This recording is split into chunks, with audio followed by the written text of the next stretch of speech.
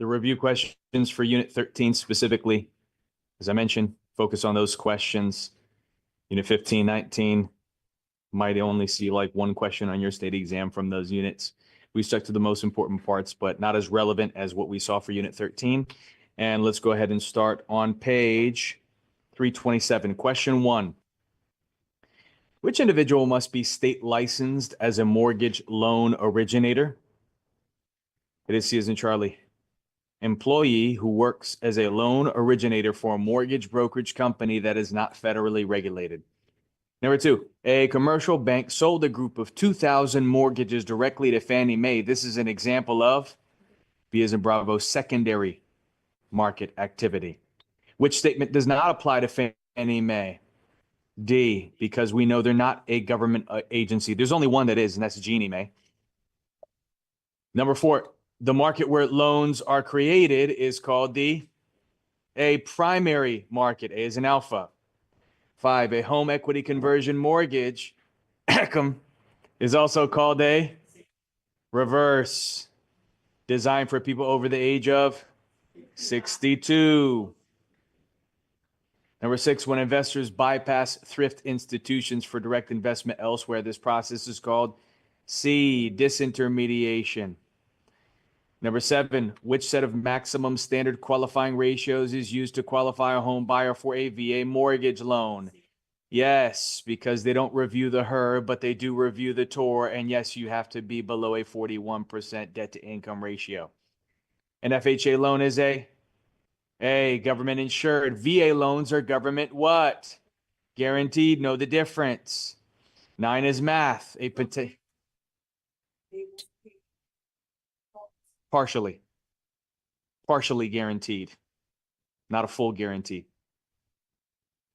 An FHA borrower's monthly housing expenses $504, monthly gross income $1,800, total monthly obligations doesn't matter because they're asking us for the HER housing expense ratio. And the formula is on the handout that I provided to you, but you have to dedicate this to memory. You take the monthly housing expenses, which they tell us in the question is how much? 504. So you put 504 in your calculator to start with, and you simply divide it by your monthly gross income, which they tell us 1,800, and that gives us the HER of 0.28, which is how much percent? It's a ratio, a percentage, 28%. Does that line up with one of our selections here? A is an alpha. Any questions? Piece of cake. Do we need the 648? No. Only if they ask us to calculate the TOR instead of the HER. 10, in a fixed rate amortized mortgage, the portion of the monthly payment that goes towards reducing the principal, what happens? Yes, gradually increases with each payment throughout the duration of the loan term. Remember, principal portion of your payment is going to increase while the interest portion will decrease. Number 11, which characteristic applies to both FHA and VA? They're both assumable because they do not contain what clause? Do one sale clause. Good job. Yes. Which characteristic applies to VA loans? D, a funding fee is charged, also known as a user fee. 13, if you want to get a loan to purchase both real and personal property, what type of loan would you try to obtain? B, package mortgage to finance both real and personal property. 14, a new mortgage accepted by the seller as part of the purchase price is a D, purchase money mortgage, also known as seller financing. 15, which protected class is covered under ACOA? D, marital status. Good job. By the way, ACOA was implemented under what regulation, what letter? By the Fed. Remember, each one has a designated letter. What is this all about? It's all about being equal. Regulation B, yes. 16, the TILA. C, requires disclosure of finance charges as well as annual percentage rates of interest. TILA was implemented by the Fed under regulation what? TILA the Godzilla, regulation Z. 7, which regulation is not covered under RESPA? Yeah, because bait and switch is covered under TILA, not RESPA. Now, RESPA was implemented by the Fed under regulation what letter?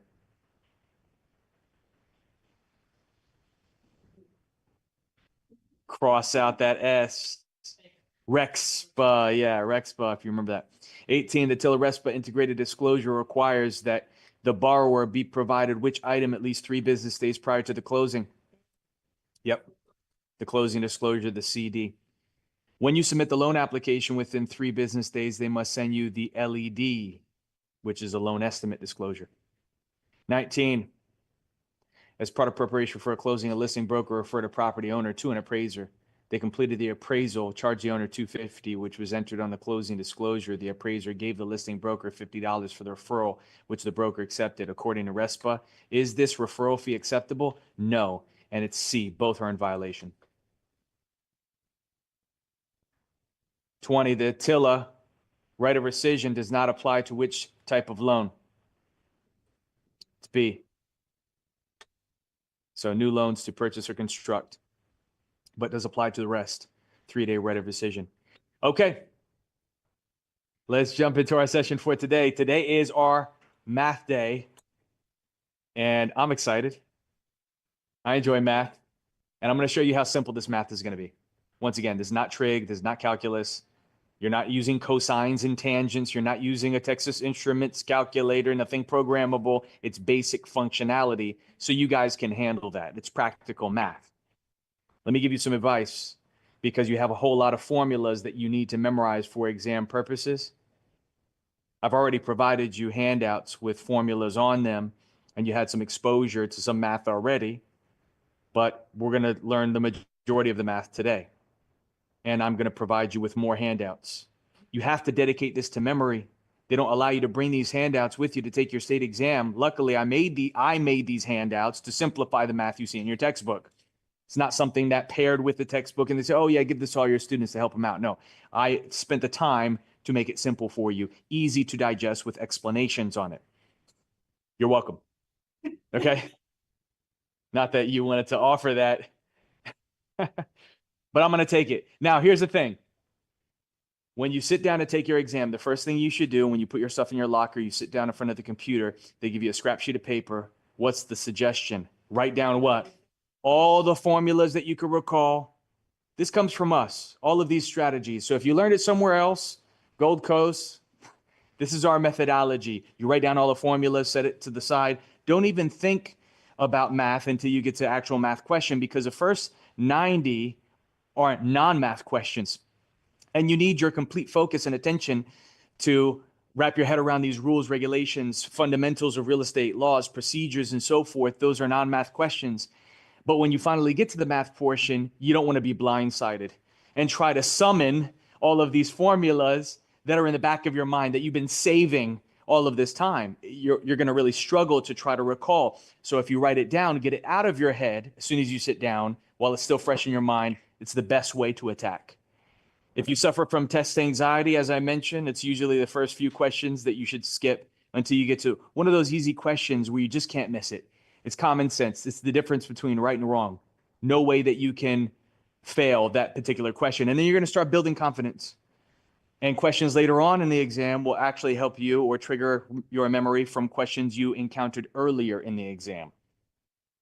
Once again, if you learn math in different locations or you had math teachers that taught it really well and they showed you shortcuts that really work for you, and you've consistently gotten the correct answer for the math leading up into this point with your strategies and techniques, go for it. All the exam cares about is A, B, C, or D. I'm not going to take that away from you. But if it's been a while since we've been in school, 5, 10, 15, 20 years, and you just can't remember, I'm giving you something to lean on, something to rely on that will consistently provide you with the correct answer. That's what these formulas are. It might not have all the shortcuts, those bells and whistles, but that's not what it's designed for. It's to break it down step by step so you understand why. If I just throw a whole bunch of shortcuts at you, I'm going to confuse you. I don't want to do that. I want to build you up to the point where you can use your own shortcuts if you can remember. Yes. 10%. Yeah. They say the last 10 questions are math. But I've spoken with students that took the last class, the one before that, and I ask them when they pass their state exam, and they come back and share information with me. Maybe I ask a few questions as well. How many math questions did you get on your state exam? They said only like 2, 3 math questions. Okay. So listen, if math is not your strong suit, we're going to make it your strong suit. So don't be intimidated by the math portion of your exam. Just know that it's going to be okay. You can handle it. But also, even though they said about 10 questions are going to be math, it might not be 10. But I'll prepare you for all the math that you're going to encounter. So let's go through it together. Unit 14 is all math, by the way, if you haven't figured it out. Computations, closings, real estate transactions, and so forth. But see if I can get there. Go to the end of Unit 14. And this is how we're going to start things off. The easiest way to attack is with recalling some basic math skills that you might already remember. And I'm talking about mathematical conversions, like what we see for the first few questions, converting percentages to decimals, percentages to fractions, and fractions to decimals. If this is very simple for you, it's easy, then you can just sit back and relax. But once again, if it's been a while since we've been in school, that's what this time is for, to make sure we're all on the same page, level playing field, build from that point on. I made a handout for you guys, and I'll share this handout with you, in-person students. We see math basics right here. And Darlene, if you could be so kind, because you're the closest to the printer, I'll print, you grab. If that's okay. Thank you for your assistance. Oh, I printed 8, but anyhow, we'll come out in just a moment.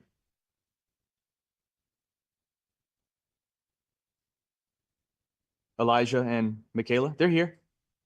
They're online. You want to say hi? They can't see you, but you gotta step behind the camera for them to see you. See, you're already missed, Michaela and Elijah.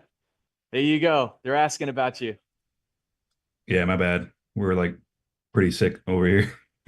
Oh, I'm sorry. I'm sorry about that. Yeah, all good. But you're not missing days. Most important thing, you're sticking with it. So that's being printed for the in-person students. Online, just sit back and relax for just a moment. I'm going to print out some other things as well.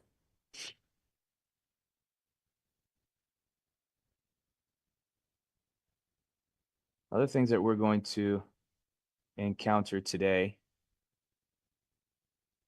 Sales method, state tax adjusted sale price. There we go. And calculating property taxes. Okay.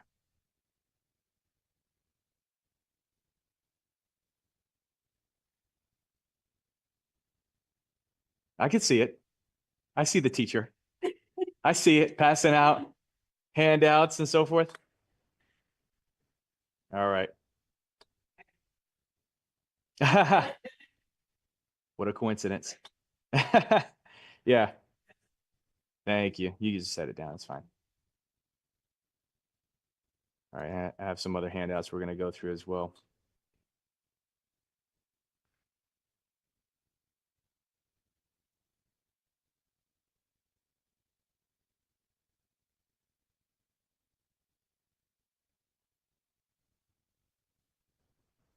Bear with me. Should have did this beforehand, but it's okay. Printer is already warmed up.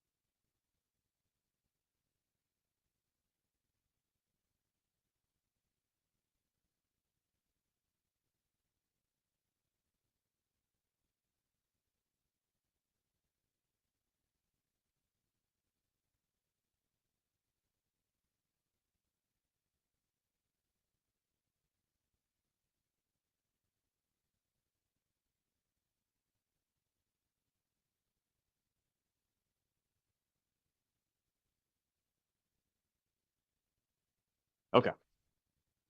My printing obligation is done. All right.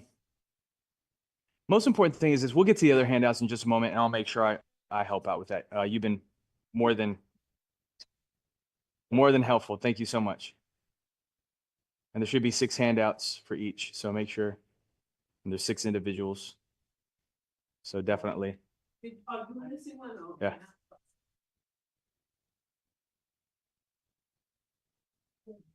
All righty. Now let's attack. We see this handout in front of us. Math Basics ABC formula. We're going to start with very simple conversion. And we're going to do multiple conversions. You need to know these conversions in order to solve these real estate math problems you're going to see on your exam. So let's start off with converting a percentage into a fraction. If I asked you to convert, let's say 20%, I'm just making it up, into a fraction, how would you do that? Do you remember from school? What do? To fraction, not to decimal. You take the percentage, the number, in this case 20, and you place it over what? 100. Do you remember this? Might have been a while. So if the task was to convert it to a fraction, we've completed that task. It's a fraction right now. But we know that our answer is not going to be displayed in this form. It's going to be in its what form? Simplest form. So we must simplify. How do you simplify? Do you remember? We have to find the greatest common what? Not denominator, because we're not adding or subtracting fractions to one another. It's called greatest common factor. Do you remember that? Greatest common factor. In other words, what is the biggest number that we can find that can be evenly divided into the numerator, top number of the fraction, as well as evenly divided into the denominator, the bottom number of the fraction? What would that be? If you can use 5, you can use 2, you can use 10, but those are not the greatest. And if you don't use the greatest, you're going to have to continue simplifying. So the greatest would be what? That would be correct. It would be 20. How do I know? Well, 20 can go into 20 evenly how many times? And evenly into 100 how many times? 5 times. 1/5 is its simplest form. Are you following so far? Okay. 1/5. You can't simplify it any more than this. You try to divide it by 1, you'll get the same result. All right. Now I want you to convert this fraction into decimal because we know it's much easier to do math with decimal than it is with fraction. So how would you do that? Only one way to do it. You take the numerator and divide it by the denominator. So you take 1 and divide it by what? 5. Put that in your calculator. Take 1, hit that division symbol, then hit 5, and you get point what? You get 0.2. That would be correct. Looks familiar, right? 0.2.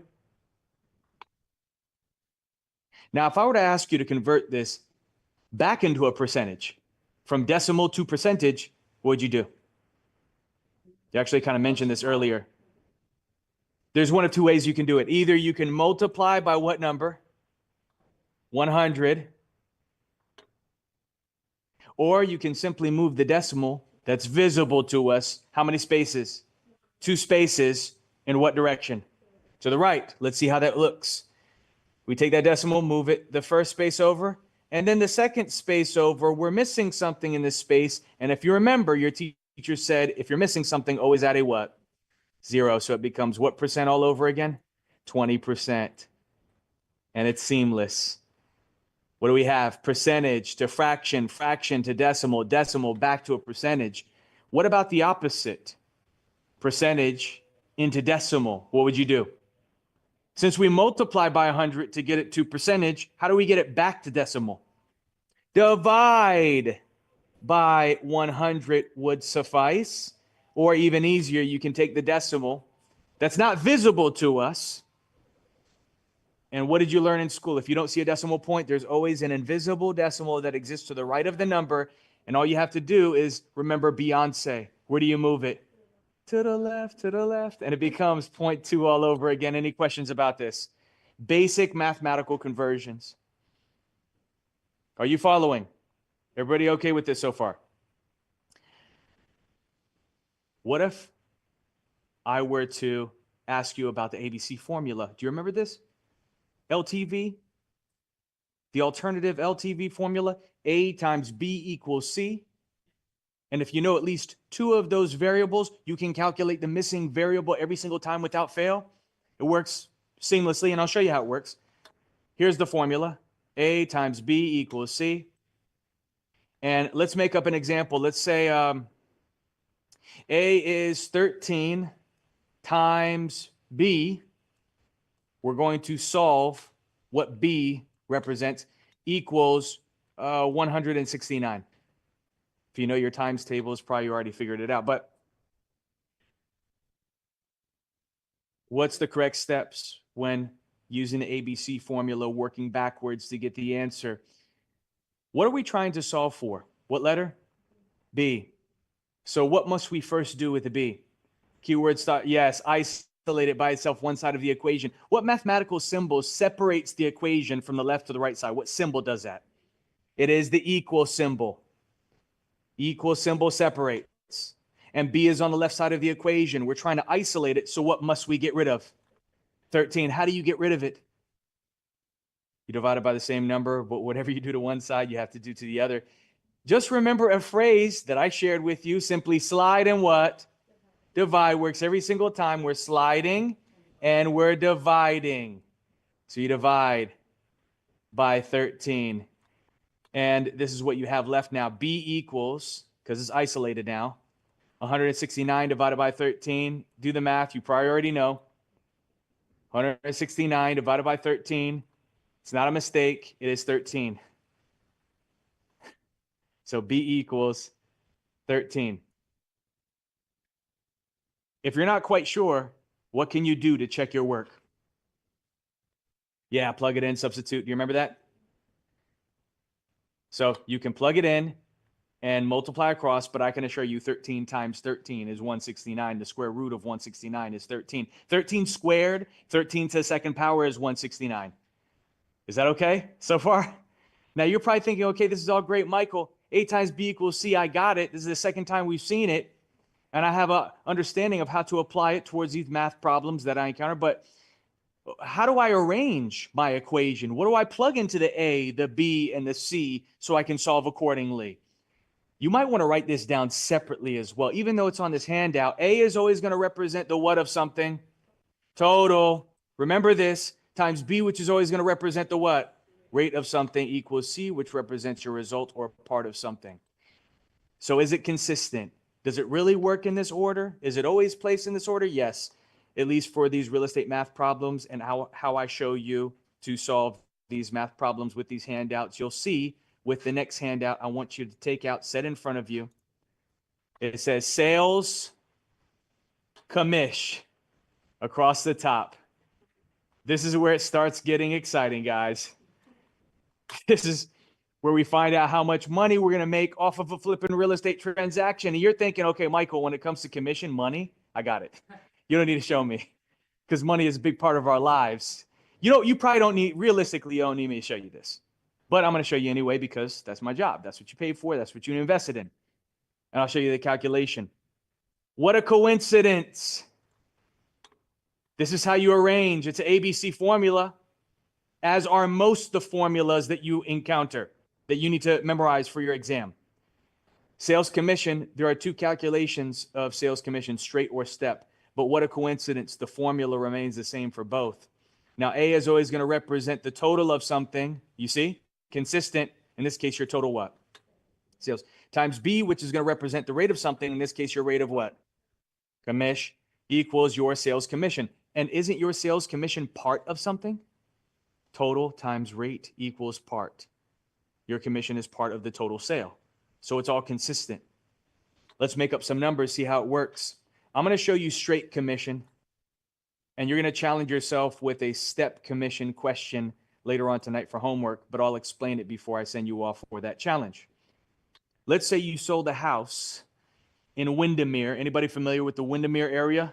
Okay, in Windermere, 6,000 square feet, half an acre lot on Lake Butler, every upgrade and finish you can imagine, boat dock. What did this house sell for recently? Let's see if you know your market. 1.5, I'll buy it right now if it's 1.5. Huh? 2, 3, 7.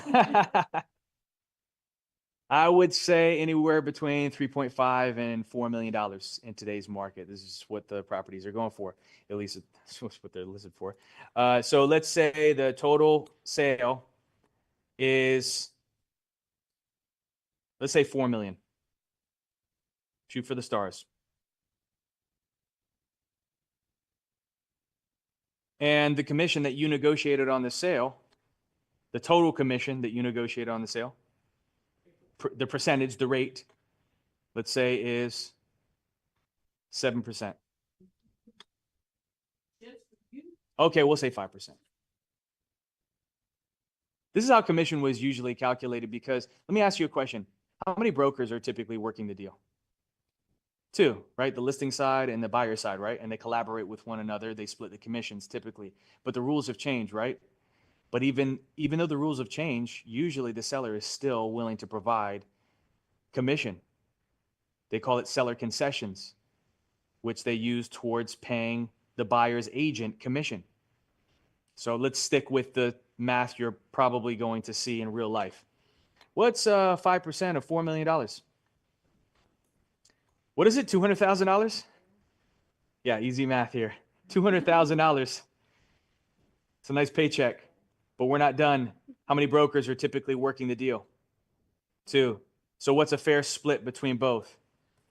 Typically right down the middle, 50%. Let's use that just as it's just an example. They'll tell you in the question, the splits.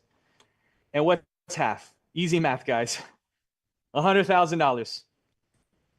But who is doing all the work, the broker or the associate?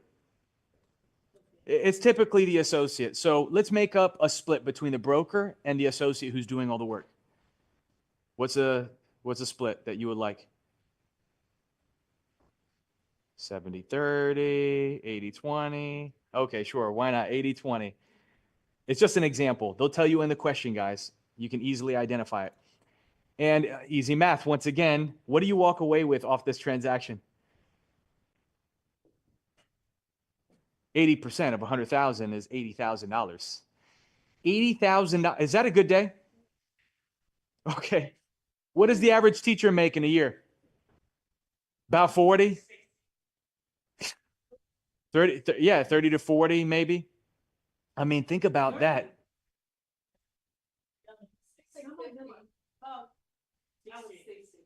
60? Okay. Well, I'm happy to hear that. But here's the thing. Think about it. Is that a livable wage? I'm not going to get into the details of it. Regardless, $80,000 off of one transaction. Let me ask you, do you think you can complete a transaction for a $4 million property? Anybody in here? You're only limited by your limiting beliefs because guess what? A real estate agent is handling that transaction. Why can't you be that agent? That's all it is.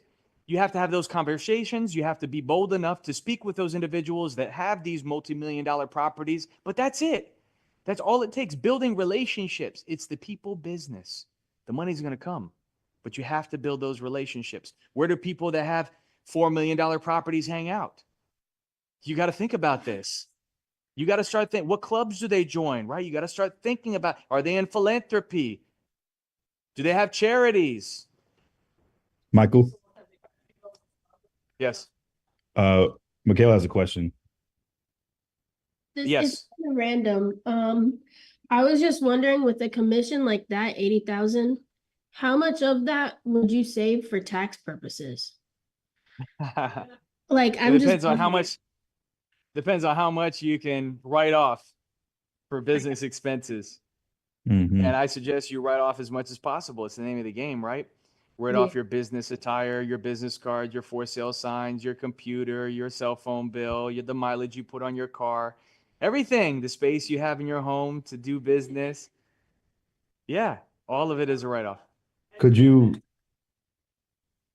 do a space within your house as a real estate associate? Can you what now?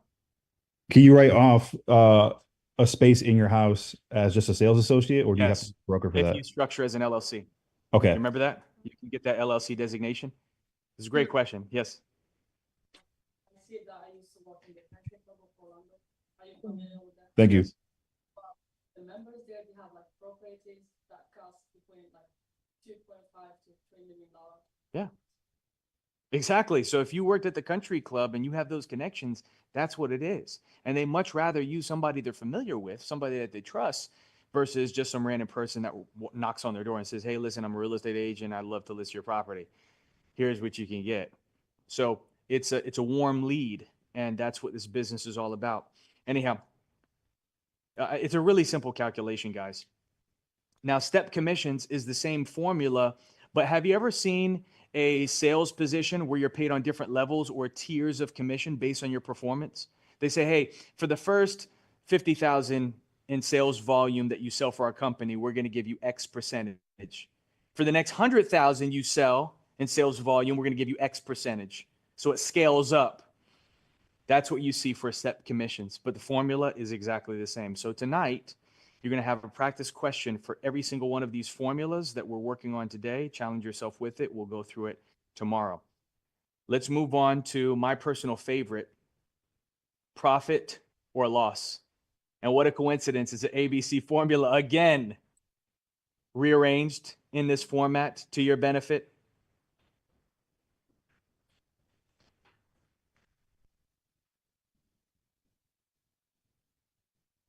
It's probably still over here. Oh, I printed. Oh, paper. That's what's going on. Oh, no. Okay. That's a little bit of paper. Okay, that's a little bit of paper. Oh, there is paper in here. I think it's the ink. Replace toner. Continue.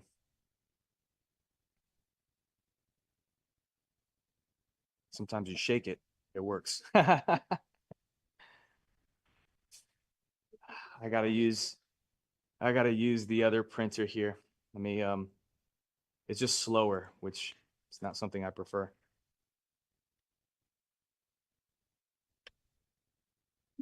You know, I've seen something where like they have this special paper that does not require any ink.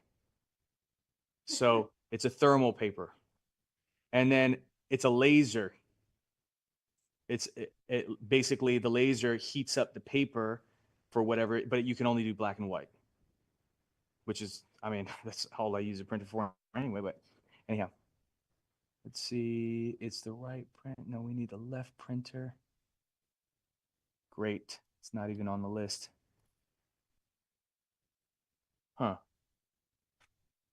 Maybe if I can like change out the ink from one to another. See if I can add printer. Nope. That's not it. Okay. You're going to have to follow along for now until I can figure out the printer issue.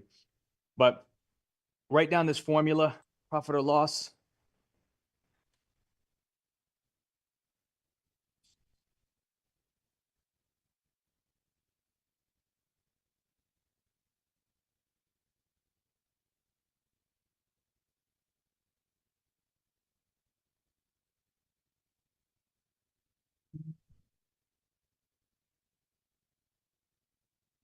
Okay. I don't even know where the ink goes on that. Maybe this one? Let me see what this is.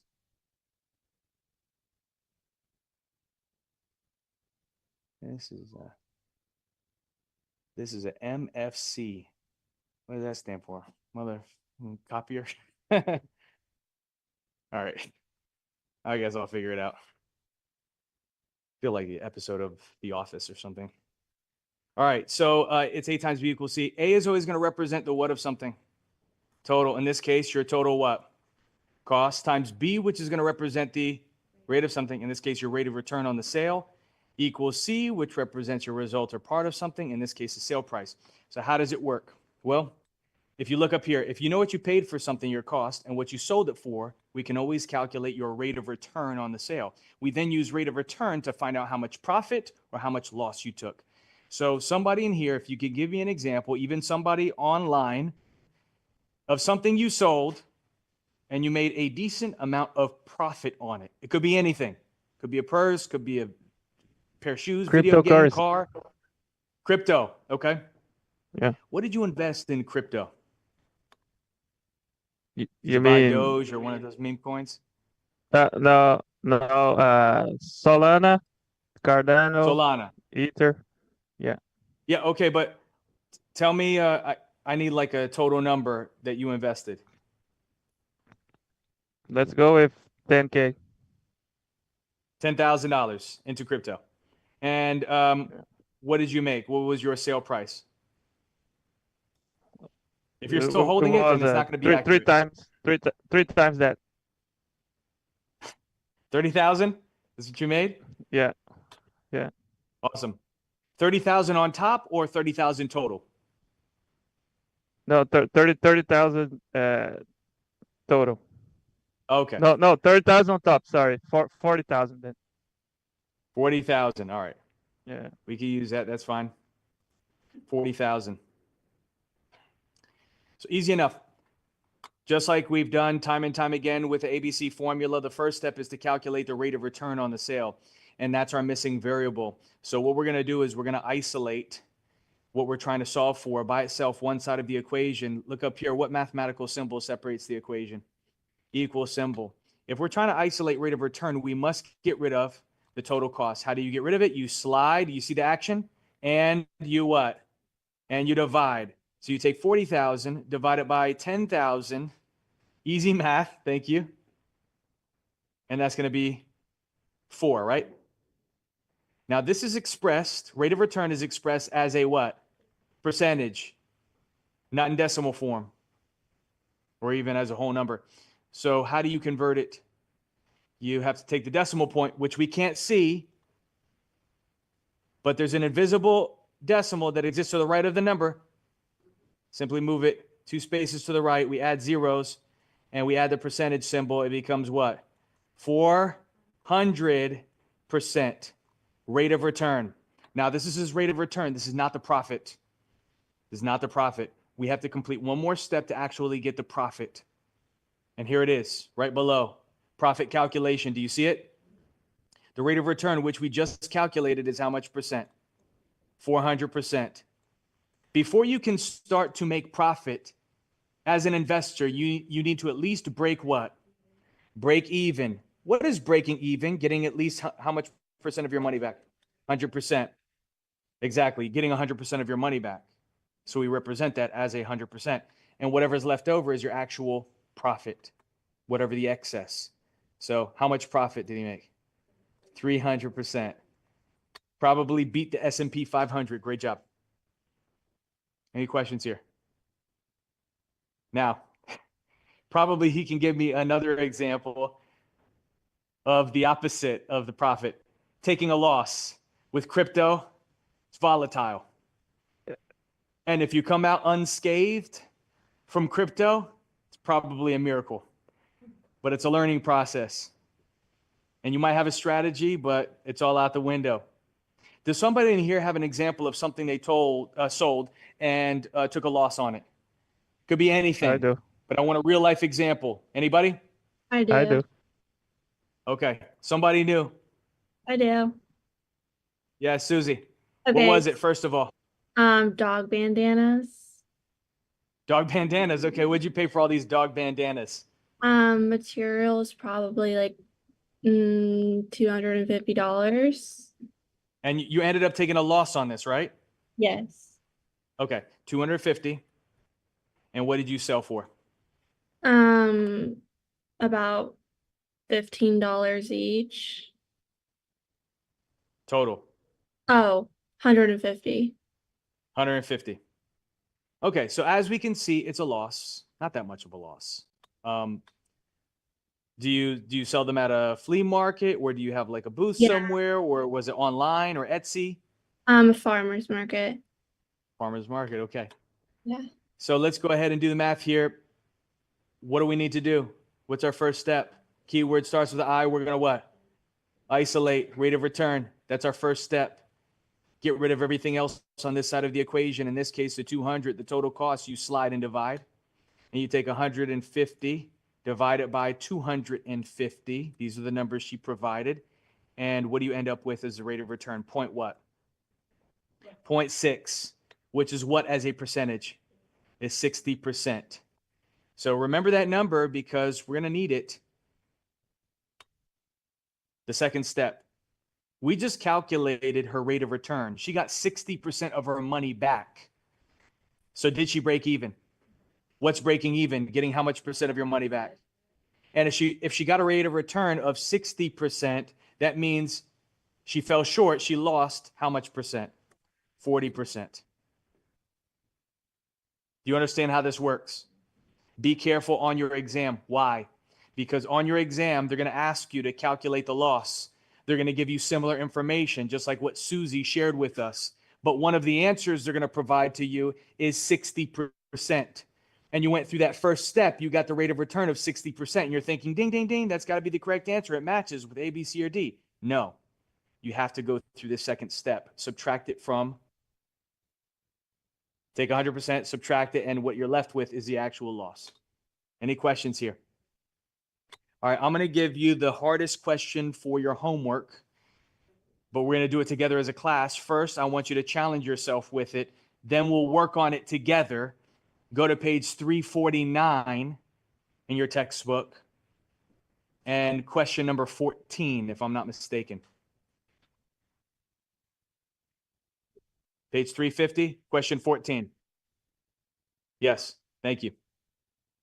That was a test. All right, so page 350, let me read this out to you, number 14. I'm going to give you about 3-minute head start after I read this out to you, and let's see how you guys attack this based on what we learned. A man took a 20% loss when he sold tract A for 100,000. He paid 200,000 for tract B. What does he have to sell B for to recover what he lost in A, but also generate a 20% profit when he sells B? Go. 3-minute head start. Set a timer for 3 minutes.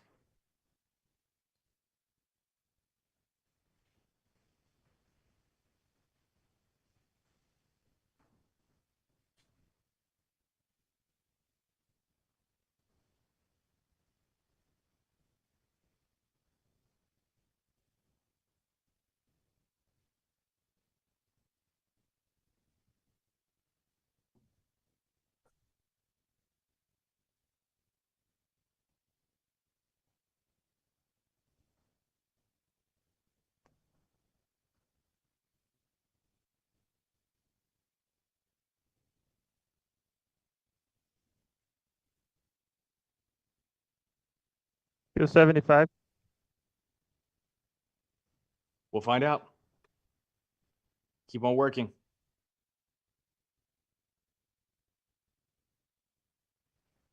Got 2 minutes.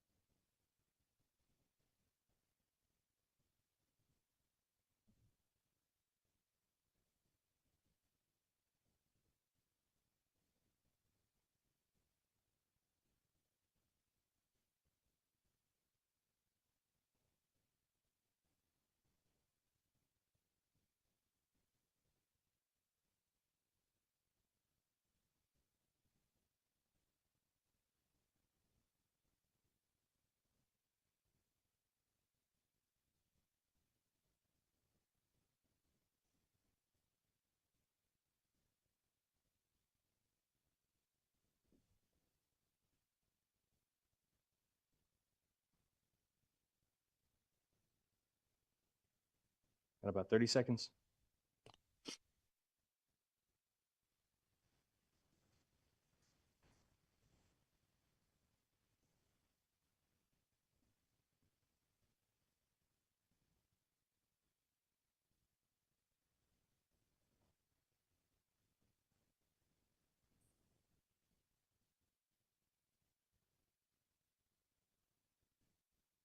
Okay. Answer? What'd you get? You got A? Anybody else? Got A? I heard I somebody got got D. 275. Got D? Yes. Anybody else? All right, let's see how it works. Let's start by writing out the formula that we're going to use to apply for this question. It's the profit or loss formula, which is your total what? Cost times the rate of return on the sale equals your sale price. Let's start with tract A and fill in all the information that we know about tract A. Then we'll focus on his goals that he wants to accomplish for tract B. So tract A, do we know what he paid for tract A, his cost? Did they tell us in the question? No, they don't tell us in the question. They tell us that he sold it for 100,000, but they don't tell us what he paid for it. We're going to work backwards to get that information. It's relevant for the next step to this process, but we multiply this by the rate of return. They indirectly give us the rate of return. How do we know? Well, it says for tract A, he lost what percent? 20%. So 100% is breaking even, correct? And he lost 20. So what's the rate of return? He only got 80% return of his money back when he sold tract A. Do you understand how we got that number? You understand how he got the 80%? 100% is breaking even. He lost, just like it says in the question, lost 20%. So that means he only got 80% of his money back, 80% return, and that's what we needed to plug in. And what did he sell it for? They tell us 100,000. It's not a mystery. They share with us in the question. Now let's focus on solving our missing variable here, the cost. We must first isolate. We know the equal sign separates. So what must we get rid of on this side of the equation to isolate the cost? We have to get rid of the 80%. How do you get rid of it? You slide and divide. It works every single time, guys. So you take this, divide it by 80% or 0.8, same difference. And you'll find out the cost, what he paid for tract A was what? $125,000. So everything is known for tract A. Nothing is a mystery for tract A. But we need that information to answer some questions they have for us about tract B. What do they ask for tract B? They say, what do you have to sell tract B for to recover the loss in tract A? Now we can see how much money he lost in tract A, but also make a 20% profit when he sells tract B. This formula that's already written down that we're focusing on is specifically utilized to calculate profit or loss. So let's start with that 20% profit he wants to make, and then we'll focus on the money he lost in tract A that he wants to recover. What did he pay for tract B?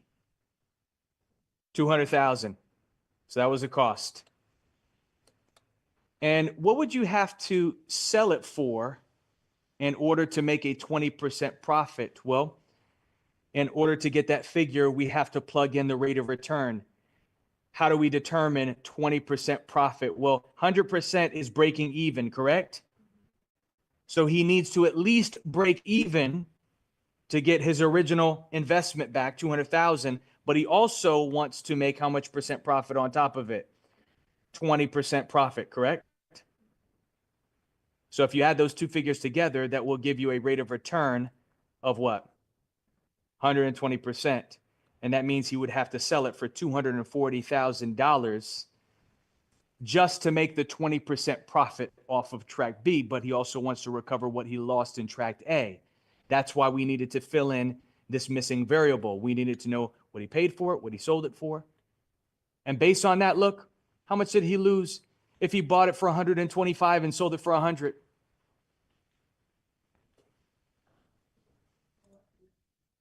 For tract A, he's trying to recover how much money did he lose in tract A if he bought it for 125 and sold it for 100? Exactly. So 125 minus 100. And he wants to recover for that reason $25,000. And that's the tract A loss. Tract A loss. That's what he wants to recover. So what does he have to sell it for if he wants to accomplish all of his goals?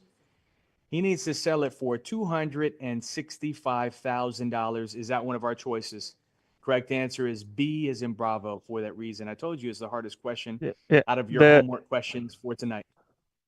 The reason I answered 275 is because I used the margin from the selling price. 20% loss from A, and you slapped it on to the 20% profit that he wants to make for B. And it doesn't work because a 20% loss on 100,000 or 125,000 is not the same thing as 100% loss or profit on 200,000. Did you have something else you wanted to add? No, yeah. The when I count margin, I count it from the selling price. So you take 20% out of 240, it's less than 200. So I counted 250 because when you take 20% off of 250, then is the 200 that. So 250. It's okay. Plus it's a common mistake. 25. It's a common mistake. But now that I've gone through it step by step, do you understand how it works and why it's 265? Any questions about this? Did I lose anybody in this example? Yes. Question. Yes, of course. Let me go through it once again. So the only thing we're missing for tract A is what he paid for it. We went through the ABC formula, these steps to figure out he paid 125,000, sold it for 100,000. He only got 80% of his money back. That's one component that we needed to figure out. But with tract B, he wants to recover what he lost in tract A. We'll get to that in just a moment. That's on this section right here. But he also wants to make a 20% profit when he sells tract B. This formula is used to calculate specifically profit or loss. So let's start with that 20% profit. He paid $200,000. To calculate a 20% profit, not only does he have to break even, he wants to make 20% on top of that. So you multiply by 120% or 1.2, same difference, and you get 240,000. That's just the 20% profit. But he also wants to recover what he lost in tract A. Well, look up here. If he bought tract A for 125,000, we plug that in, right? And he sold it for 100,000. That means he lost what? He wants to recover that. So we add it to the sale price, and that gives you the total sale price of 265,000. Make a little bit more sense now? Okay. Any questions on this? All right, let's take a break. Let's take a break. I want you guys to be back at 6:05. 6:05. Stretch out, grab a snack, do what you got to do, be ready to rock and roll. We're going to continue where we left off. I'll figure out the printer situation.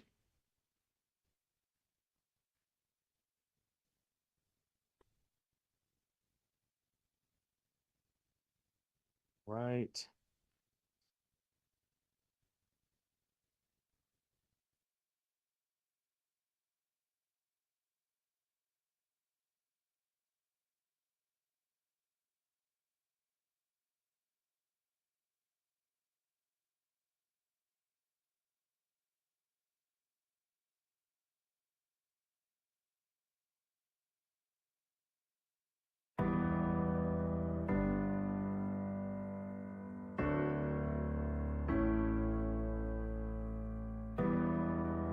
Hi, my name is Crystal Rivera, and I'm a realtor with Live Realty at Nona.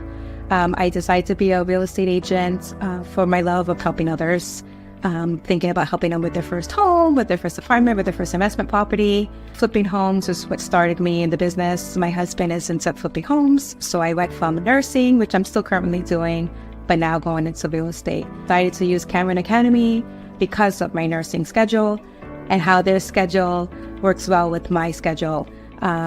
Did not expect to be prepared as I was. Michael was amazing. He prepared me in 2 weeks to take the test, literally 5 days after I completed the class.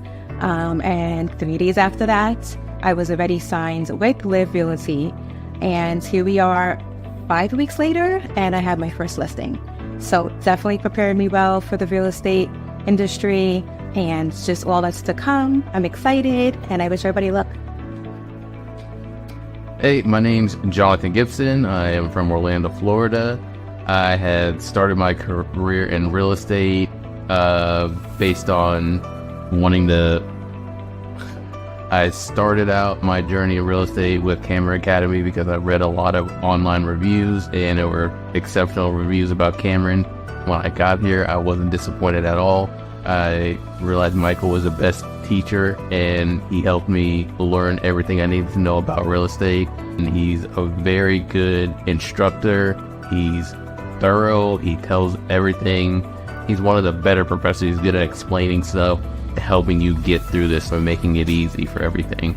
And I wanted to do real estate because I read some books and I bought homes, and I wanted to start renting out my property. And I know we had, based on my research online from Google and everything, I knew I had to do a school for Florida and do the 63-hour course. And I looked it up, came to Cameron Academy. It's been the best thing ever. He's helped us with connections. He's brought in different realtors and brokers, plus find work after the academy. So if you're wanting to learn anything about real estate, I would definitely recommend Cameron Academy.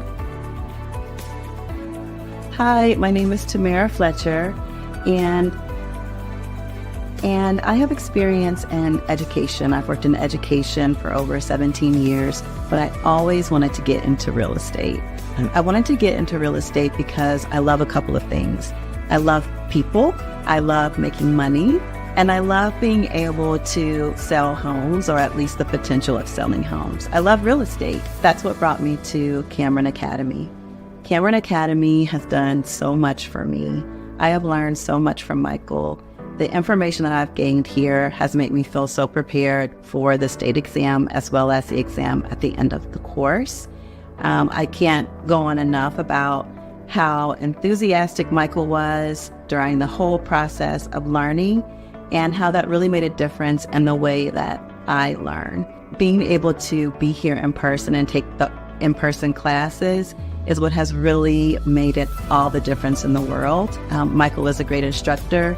I saw great reviews about him and his instruction here at Cameron Academy, and I am really happy to say that all of those positive reviews are true, 1,000%.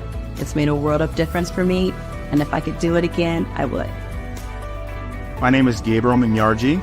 I've been in the restaurant industry for the past 25 years, now getting the residential investment opportunity. I found Cameron Academy to be very helpful in my new endeavor. Michael Cameron has been very, very helpful, knowledgeable, provided very new and efficient information to help me endeavor my career. I'm very, very pleased and satisfied that I found Cameron Academy and the knowledge that I gained from them, and for all my future endeavors. I highly, highly, highly recommend them. I definitely give them a 5-star plus. My name is Dennis Duen. I came to the Cameron Academy. My mentor, he also he told me go directly to Cameron Academy. They are very, very good, and that's how he got his license. And he advised me to go to that school. And when I came, so far, it was the best decision that I made. The instructor Michael was very, very good. He's very good, and it would benefit me. Very knowledgeable. I want to say thank you to him. And I think I will pass because of him. I will pass both school exam and the state exam. So it was the best decision that I made. Michael was very good, and I want to say thank you to him. Thank you. Hi, my name is Samuel Ramirez. I'm an electrician. I got into real estate to get into my own deals and to see if I can sell some real estate for commission on the sides. Cameron Academy taught me a lot of things. It taught me different things that I didn't know about real estate. It cleared up some misconceptions that I had. Michael was a great teacher.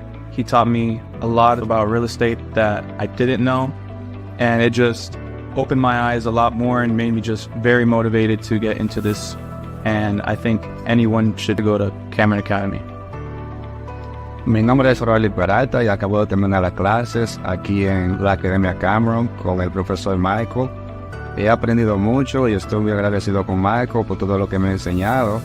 Yo quiero ser un real estate agent para seguir invirtiendo en el futuro y también ayudar a algunas familias a adquirir sus sueños. Estoy muy agradecido con Michael y invito a todas las personas a venir a esta academia. 大家好，我叫 Rudy 我很开心能够跟 Michael 上学，因为他在real estate 这方面学到了给我很多知识，我也很开心能够选到他，因为不是每个人都可以教你，他能够教你的东西，他有很多的实力，有很多的经验，而且很风趣，所以对于我来讲是一件非常幸运的事情。那我个人想做房地产投资，所以我必须要有最专业的知识去帮助我自己。很幸运的能够选到 Michael， 所以我希望大家以后能够给他一个机会去跟他做投资，不会让你丢钱，这个很重要。所以祝你们好运，希望能以后见到你们，谢谢，拜拜。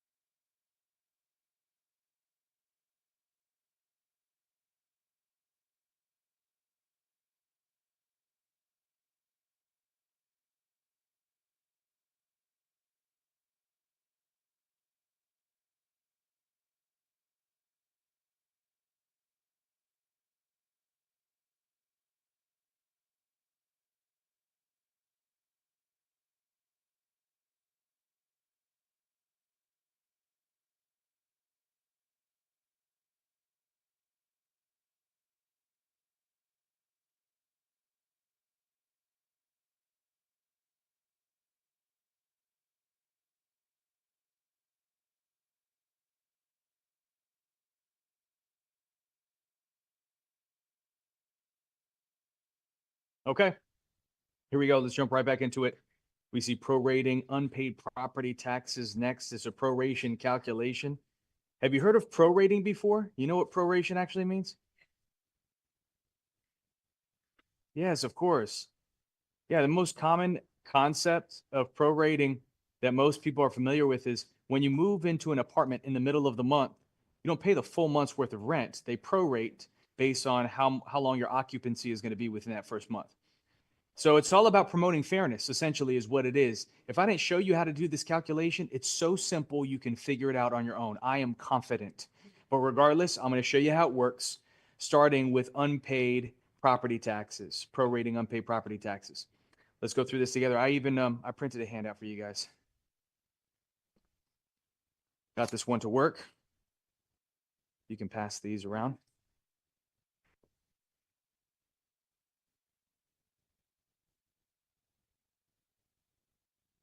Okay. The first step is always going to be the same. Let me repeat this. The first step is always going to be the same for calculating unpaid property tax, prorating unpaid property taxes.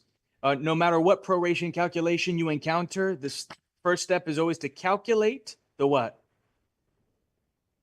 Calculate the daily rate.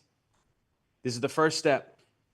And what that means is you take the total property taxes. Let's make up a number. Let's say the total property taxes are $36,500. And how do you get from annual to daily? You divide by the number of days in the what? In the year. A leap year? Yeah, don't worry about that. They'll tell you in the question if it's a leap year or a non-leap year, but most likely it's going to be the 365-day method, non-leap year. They'll tell you in the question. You'll even see a practice question for your homework tonight that identifies if it's leap year or non-leap year. So I definitely get that concern, but it will be identified.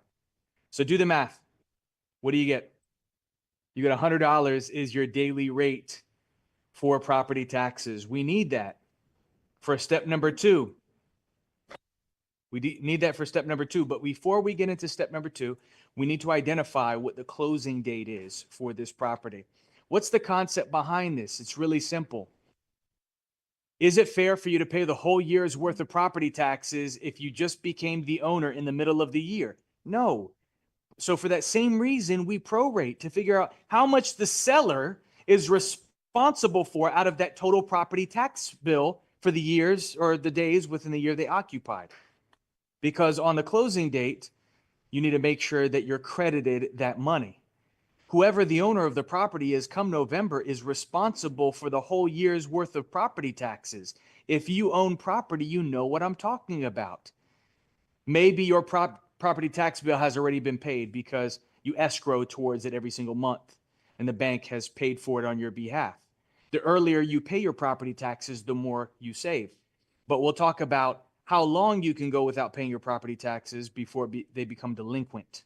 We'll see that in Unit 18. For now, let's say the closing date for this transaction is May the 4th. May the 4th. Okay, I guess nobody's a nerd like me. May the 4th be with you. Okay, nobody got that. Anyhow, and the day of the closing could belong to either the buyer or the seller. It's negotiable that it could be the buyer or the seller. What does that mean? Well, I'll give you an understanding of this. First, let's make up an example. Let's say the day belongs to the buyer. Why not? How does this change our calculation? Well, let's move on to step number 2, and you'll see why this is important, why this information is relevant. Step number 2 is to multiply the daily rate, which we already calculated, $100, by the days owned by the seller within the year. Okay, so we have to calculate the days owned by the seller starting from January 1st all the way to the what? The closing date. Exactly. We know what the closing date is. And if you skipped along in life without having to memorize the total number of days in each month, okay, you can't bring a calendar with you to take your exam. You have to memorize the total number of days in each month. And the simplest way to do it is very elementary. It's the knuckle method. Okay? We might have learned a rhyme in school, but we're too old to learn that rhyme. We're going to use the knuckle method, and I'll show you this in just a moment. Yes, you have a question. They'll tell you if it's a leap year or non-leap year. I tell you. I mentioned they're going to say it in the question. Yes. So take out your knuckles, have them in front of you. It's unfortunate, but I learned this after high school. And I couldn't believe after I left high school, and I'm like, really? The knuckle method? Why did I learn this? Maybe it was like Miss Michelle or one of these YouTube people that my kids watch or whatever the case may be. But the knuckle method is the simplest way, and they can't stop you from bringing your knuckles with you to take your exam. You understand what I'm saying? Okay. No wearable technology. You can't use your cell phone. So this is the easiest way. Let me explain it before you show up. Put your knuckles in front of you. And really, you could start on any side, but I'm going to start here because it's easier left to right. And we start on the knuckle with the first month in the year, which is what? If you're on the knuckle, how many days? 31. In between the knuckle, 30. With the exception of February is the only month that has 28 days, but the rest work. That's it. That's all you need to know. So let's do it. Peaks and valleys, right? We're on the knuckle. January, 31. February, 28. Back on the knuckle. March, 31. April, 30. May, 31. June, 30. July. And you go on to the next set of knuckles, and it works because July and August are the only back-to-back months that have 31 days. And you continue on till you run out of months, hopefully not before you run out of knuckles. Anyhow, so this is what you could use to figure out how many days are in each month. And it's relevant because how many days in January? Exactly. Then we move on to February. 28. We're saying that it's a 365-day method, non-leap year. So yeah, it's 28. Then March, back on the knuckle, 31. And then April, 30. And then May. Remember, it's not the full month. The closing date is on May what? It's on May 4th. But the day belongs to who? It belongs to buyer. But we're calculating how many days the seller owned before ownership changed and the buyer became responsible for property taxes. So they actually, exactly, they stopped being responsible on the 3rd. So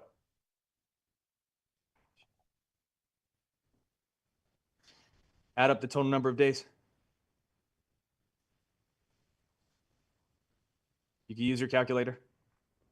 Tell me what you get. 123 is what you got. So the seller owned the property for 123 days. So shouldn't the seller be responsible for 123 days worth of property taxes? Yes. And we make them responsible at the closing. That's why this math is so important. Do the math. $100 per day times 123 days. And that means the seller is responsible for what? $12,300 worth of property taxes out of that total bill. Here's the thing, though. This is part of your answer. It's an important part of your answer, but it is part. The other part is understanding the credits and the debits. The credits and the debits. Let me explain it to you. You see this note that I included? The closing disclosure. Do you remember the CD that you receive at least 3 business days before the closing? It breaks down all your closing costs. Every dollar amount is itemized. So you see what that money is going towards in the closing. It's closing expenses, commissions, purchase price, deposit, all of this stuff is itemized. But some amounts are credited and some amounts are debited to either party, buyer or seller. Who's responsible for this closing cost? It's going to be identified on the closing disclosure. A credit, simply put, not that, is a happy face. A debit is a frowny face. You want to be credited amounts when you close on a property, right? You want amounts to be awarded to you. You see that right here, awarded amounts. Debits are amounts that are deducted from you. And a closing disclosure displays money exchanged between the buyer and the seller on the day of the closing. Remember that, that's key. So how is this $12,300 going to show up on your closing disclosure? Well, let's take a step back and understand who's responsible for that money based on how long they own the property, buyer or seller. The seller, from January 1st all the way to the closing date, $12,300, correct? So are we crediting or debiting the seller? We're taking away from the seller. We're debiting the seller and simultaneously crediting the what? Buyer. Do you understand? That's the complete answer. 12,300, credit buyer, debit seller. Let's go through another proration calculation. Now that we have the concept, it's that much easier. And you can apply this concept to other proration calculations you might encounter. So here we go. Prorating prepaid monthly rent. It's not what you think. It's not moving into an apartment in the middle of the month. I got to print this out for you guys.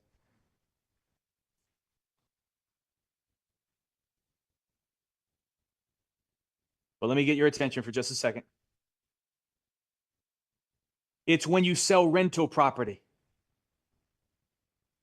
Let me give you an idea of what that means, if I can get your attention.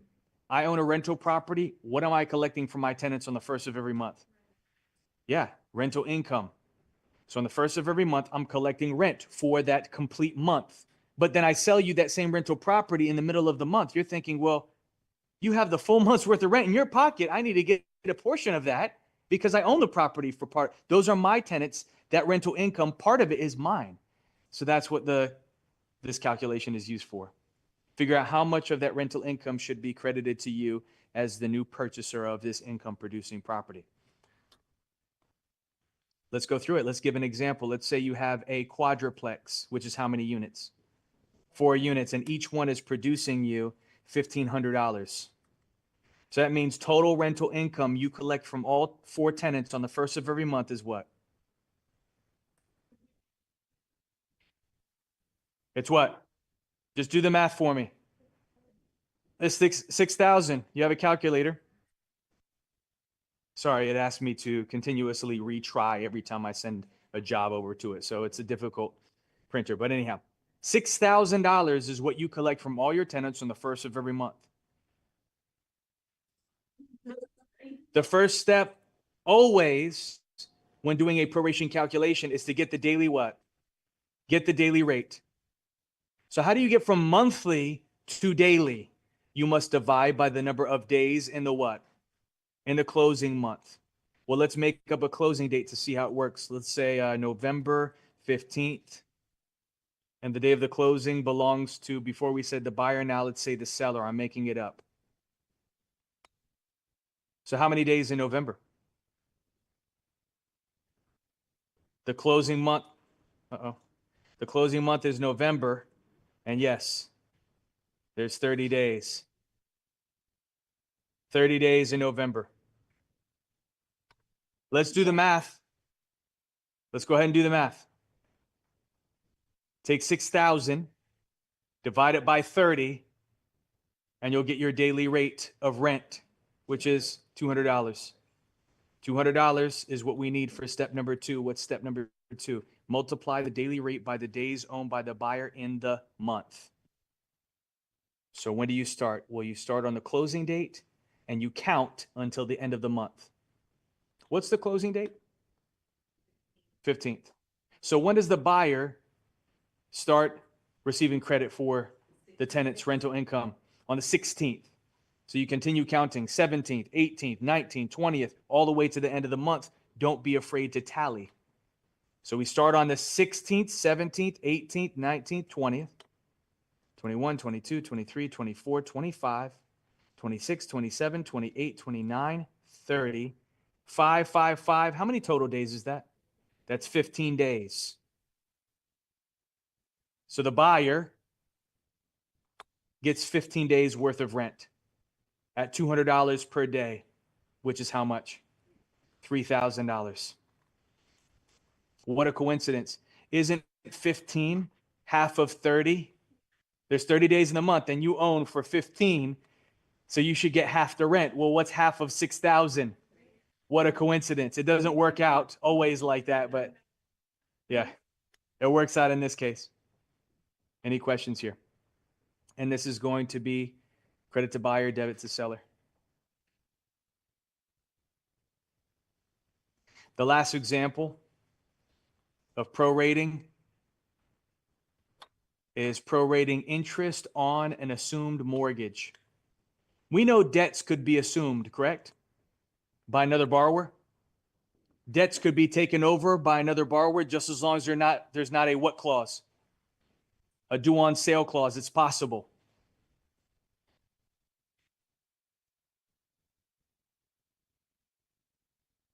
Let's make sure it's going to print. Yeah, just as long as there's not a due on sale clause included, then yes, the debt could be assumed by another borrower, but we have to address who's responsible for the interest on that mortgage loan payment within the month. It depends on when you took over the debt. The seller is going to be responsible for some of the interest to the bank, and you're going to be responsible depending on when you took over that debt. So we'll see how that works. With an example in the textbook, go to the last question. And if somebody can volunteer to read out this question for the class, raise your hand. Question 20, or I can call on somebody, either way. Christine, go ahead. Closing date is August 27th. Buyer is assuming the seller's mortgage loan that has a principal balance of $242,500 at 4% interest. The day of closing is charged to the buyer. What is the proration and how is it entered on the closing disclosure? Perfect. Okay.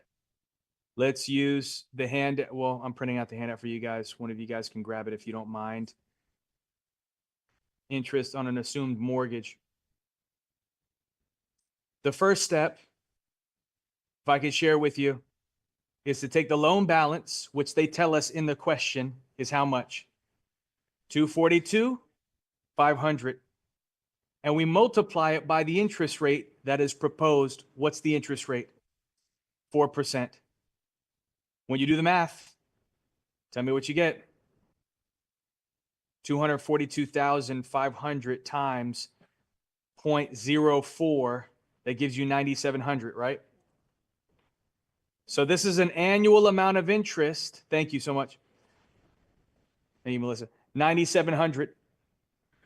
But this is for the year. This is the year's worth of interest. As you can see, this is how we get the annual amount of interest. We need daily. That's always our first step.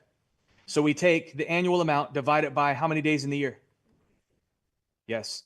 So you take that, divide it by 365, and you get this long number because of all these numbers that appear after the decimal point. Be as accurate as possible for exam purposes. Do not round until you get to the end. Otherwise, your answer is going to be off. So my suggestion, just leave it in your calculator for now. And we get 26.5753, continues on. We can stop after that fourth space beyond the decimal point. Hey, how you doing? Okay. What is the closing date? They tell us within the question, and they have to provide this information to us, August 27th. And the day belongs to who, buyer or seller? The buyer. So we have that daily amount of interest, and you have to multiply it by the days the seller owned the property in the closing month, starting on the first of the month all the way to the closing date. The whole purpose of this is to figure out how much interest the seller is responsible for on that assumed mortgage loan within that month of closing. Question. As I mentioned, we want to be as accurate as possible for exam purposes. Well, I just left it in the calculator if you look up here, but I wanted to show you that you want to be as accurate as possible. So I stopped after the fourth space beyond the decimal point, but my suggestion, just leave it in your calculator because we'll need it. We multiply what's in our calculator by how many days? When does the buyer become responsible for the debt? Yes, because the closing date is August what? And the day belongs to who? So the buyer is responsible for interest on that mortgage loan and that financial debt from that point on. So that means the seller owns the property for how many days within the month? 26. The first of the month to the closing date, but the day belongs to the buyer. So let's go ahead and multiply by 26 days. It's still in your calculator. Multiply by 26. And now we can round to the nearest cent since we're talking about money. We get 6.90 and 96 cents. But once again, we need to know the debits and the credits. It's going to show up as credit to the buyer and debit to the what? Seller. And let's see if that is one of our selections, one of our choices in our textbook. Do we see it? It would be letter what? Letter D. No. One person is going to be debited and one person is going to be credited. It's okay. It's the first time we've seen this, maybe in a while, or first time we've learned it in its entirety. So I get it. Let's move on to. I have a question about this. Yes, question. The question is about when it was a rental property, when someone was purchasing the rental property versus Sure. it being like the buyer and seller, how we're calculating the days. Like when they're buying the home, we're calculating the interest. We count the closing date as the buyer having it. But when you did it with the rental property, we did it for the seller and broke it 15 and 15 versus that sale date going to the buyer and shorting it that day for the 14th. So do we do that differently when it's a rental property versus like a single family home? I want to tell you, most of the time, this is how they're going to test you, and this is what you're going to have to calculate. Mhm. How much of that rent should be credited to the buyer based on how long they own the property within that closing month. But they could ask you the opposite. They could say, hey, how much of that rent does the seller get to keep based on closing on the property on a specific date and so forth? So you might have to calculate accordingly and calculate for one side versus another, but they'll tell you that they'll identify it within the question. So on that, I'm saying, is there a general rule? Like for the two properties on the sell date, we consider that the buyer's date, and then we prorated everything based off of it being like a day behind, for the owner. Please forgive me if I'm saying the terminology wrong, but the person selling the home, if he's selling it on the 15th, he would, kind of be done with the debts on the 14th, and then the person buying the home takes it over on the 15th. But when we did it with the rental property, we didn't do it that way. We did it the same day, right? As if the seller still owns it and collects rent that day. So I'm just saying, is that how we do it with the rental property? They still get the rent for the day of the close? It depends. I hate to repeat it, but it depends on who you're calculating for. So that's just really what it is. For the seller, then it would change the credit and debit. It would change who the day belongs to, how that's relevant within the question. Got it. Okay, I don't think I was understanding that wording. Okay, thank you. As an example, I could switch it up. We could do any variety of it. But let's say you're collecting $2,000 a month, and it's in September.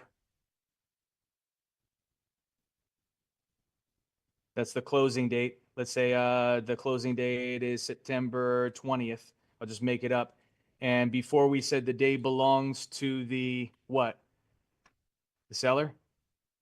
We could say the buyer. Doesn't matter. We can make up any of this. But the point is, with the information provided, you should be able to figure it out. So let's go ahead and use September as our example. This is the closing date. This is how much you're collecting from your tenant on the first of every month. But then you sell that rental property on the 20th.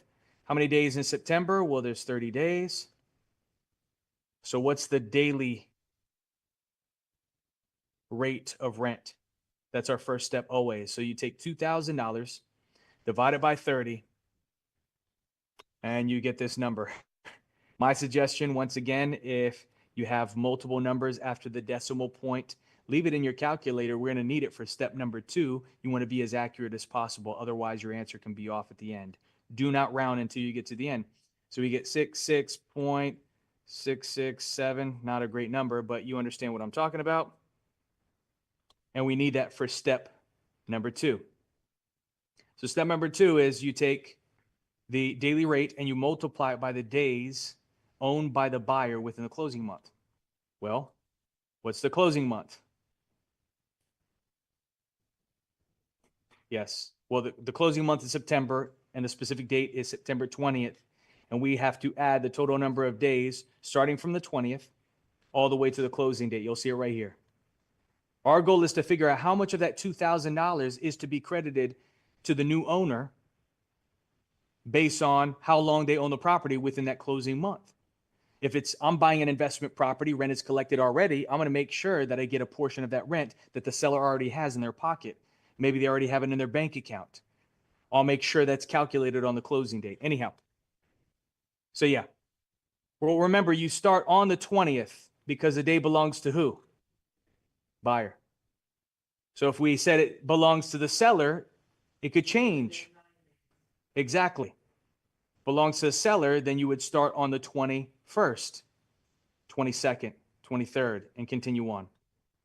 So 20, 21, 22, 23, 24, 25, 26, 27, 28, 29, 30. How many total days is that? It's actually 11 because you start on the 20th. So 11 days times this rate. All you have to do is multiply what's in your calculator, multiply by 11, and that would be your amount. 733.33 continues on to infinity. How is this going to show up on your closing disclosure? Well, once again, it's going to be a credit to the buyer and debit to the seller. But if you want to figure out the opposite, how much of the $2,000 does the seller get to keep? All you have to do is take $2,000 and subtract it. That's what the seller got to keep. So it really depends on who they're asking you to calculate for. Hopefully that helps answer your question by seeing another example. But once again, you're going to have questions later on tonight for your homework. I want you to challenge yourself with it and try not to look back into your textbook. Try to do it to the best of your ability. See what you get. And then tomorrow we're going to explain it. I'm going to go through every single one of these homework questions step by step so you can better understand how it works. Any questions about this? And by the way, I recorded myself going through all of the math that you're going to encounter on your exam, your final and your state exam. So you can watch it as many times as you wish. It's in the exam prep. And I spent the time to record it, edit it, and make it available to you guys. So if hearing it one time is not good enough, you can watch it as many times as you wish. And there's practice questions that follow that as well. Let's move on. Let's go to the handout. It says state taxes. Let me print this for you guys. Oops.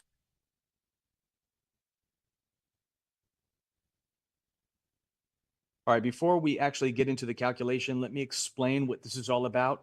State taxes, we're talking about Florida taxes. If you finance or purchase real property, the state of Florida says you got to pay us. So there's certain taxes for specific actions. When you create a new loan, you have to pay state taxes. When you transfer ownership of a loan from one company or individual to another, the state of Florida still wants taxes. Taking over somebody's debt, you have to pay state taxes for that. And when you transfer a deed from one individual to another, the state of Florida wants taxes for that as well.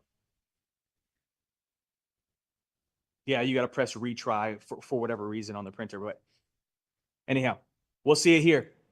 Take a look. It's an ABC formula. If you have a new loan, if I could share something with you real quick, you got to pay attention to this. If you have a new loan that you create in the state of Florida, you actually have to pay 2 separate state taxes. That's why you see 2x, 2 times.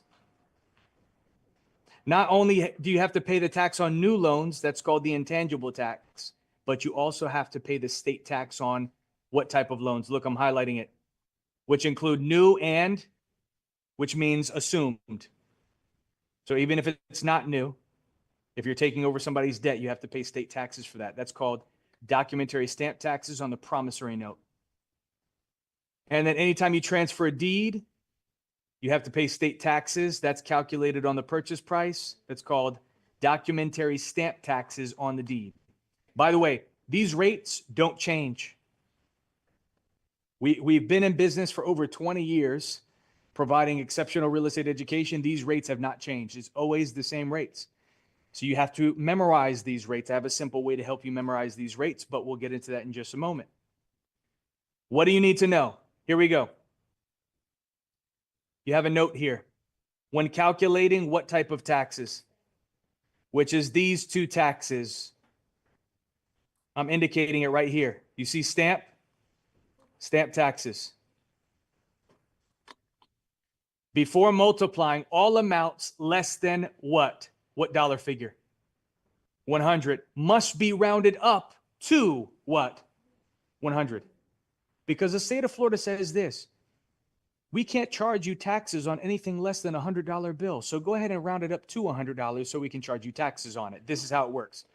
So even if it's 1 penny, the state of Florida expects you to round it up to 100 so they can charge you taxes on it. I'll show you how this works.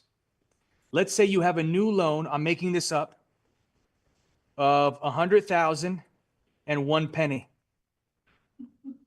100,000, 1 penny. When calculating the intangible tax, is that a stamp tax? Is that a stamp tax? No, remember, these two are stamp taxes, intangible is not. So that rule does not apply, right? You don't have to round anything. You could just multiply across by this rate that does not change. I'll explain what mills are in just a moment. But for new loans, you have to pay how many taxes? Yeah, the tax on new loans and on what? All loans, which include new and existing. So when you plug that $100,000 into here to get taxed for the second time, because the state of Florida requires it, it changes. You have $100,000 and 1 penny. It changes this amount to what? 100,100. This is what you would use for your calculation. Even 1 penny, you have to round it up to 100. Then you multiply it by this rate and you get this specific stamp tax. We're going to go through 2 practice problems together to see how it works. But before we get into it, you see something called mills. These rates are expressed in mills. 2 mills, 3.5 mills, 7 mills. Have you ever heard of a mill before, or a millage rate? You ever hear of this? Millage rate? Your property taxes consist of you contributing towards these tax rates expressed as mills. Tax rates are expressed in mills. What is a mill? A mill is 1/1000 of a dollar, 1/10 of a penny. And we use it for tax rates. They do this, in my opinion, to confuse you so you don't ask any questions and just pay the taxes that are owed. Because they make it confusing, so you're probably reluctant on doing the calculation and finding out how much you actually have to pay or fight back. Taxation without representation, right? Anyhow, let's go through 2 examples. Number 10. Number 10. Let me read this out. A buyer has agreed to pay the state taxes associated with a new mortgage loan of $31,000. What are the total taxes? That's it. That's all they're asking us for. What that means is you do not have to calculate all 3 when you get this type of question on your exam. They're only asking you to calculate state taxes on a new loan of $31,000. They didn't mention anything. They didn't talk about transferring a deed, so we don't even have to do this calculation. Let's go through it together. Is there a new loan? Yes, of $31,000. We don't have to round anything. Obviously, it's the intangible tax. And what do you get when you multiply by 0.002 or 2 mils? You get $62. Are we done? That's our answer? Well, something interesting, if you look at your textbook, does it match up? It does match up with letter A, but it's not the correct answer. Yeah. It's to throw you off. Because new loans, how many taxes do you pay on new loans? You pay 2 times. Not just on new loans, but on all loans, which include new and existing. So when you plug it in here to get taxed for the second time, $31,000, is there anything less than a $100 bill? No. So you don't have to round anything. You can multiply across times 0.0035 or 3.5 mils, and what do you get?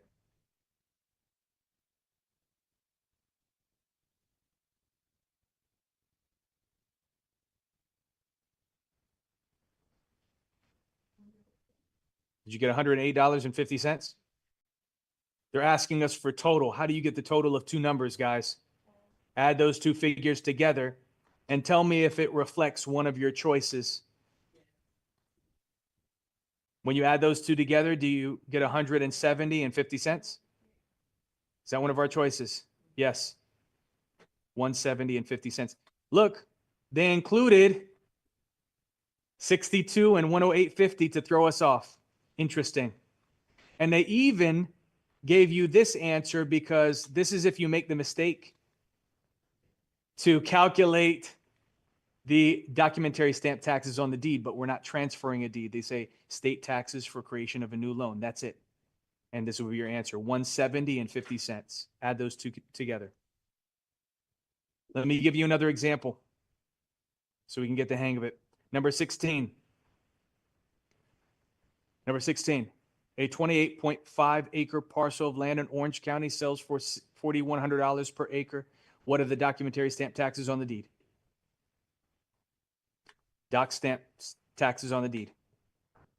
Let's go through it together. That's all they're asking us for, by the way. Documentary stamp taxes on the deed. And if you look at your handout, it's only that last calculation. You see? Stamp taxes on the deed. In order to calculate this, we need a what? Purchase price. Do they tell us what the purchase price is? They give us enough information to figure it out, though, right? Of course, they have to.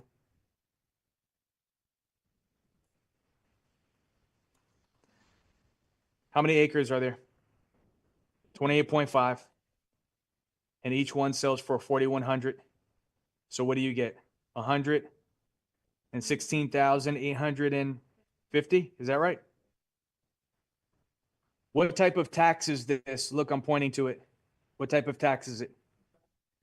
It's a stamp tax. What do we know about stamp taxes? Any amount less than how much? A $100 bill must be rounded up to 100. Is $50 less than a $100 bill? So does it change this amount before you do your calculation? Yes. It changes to 116,900. Do you understand why? Now you can multiply across and tell me what you get. Multiply by 0.007.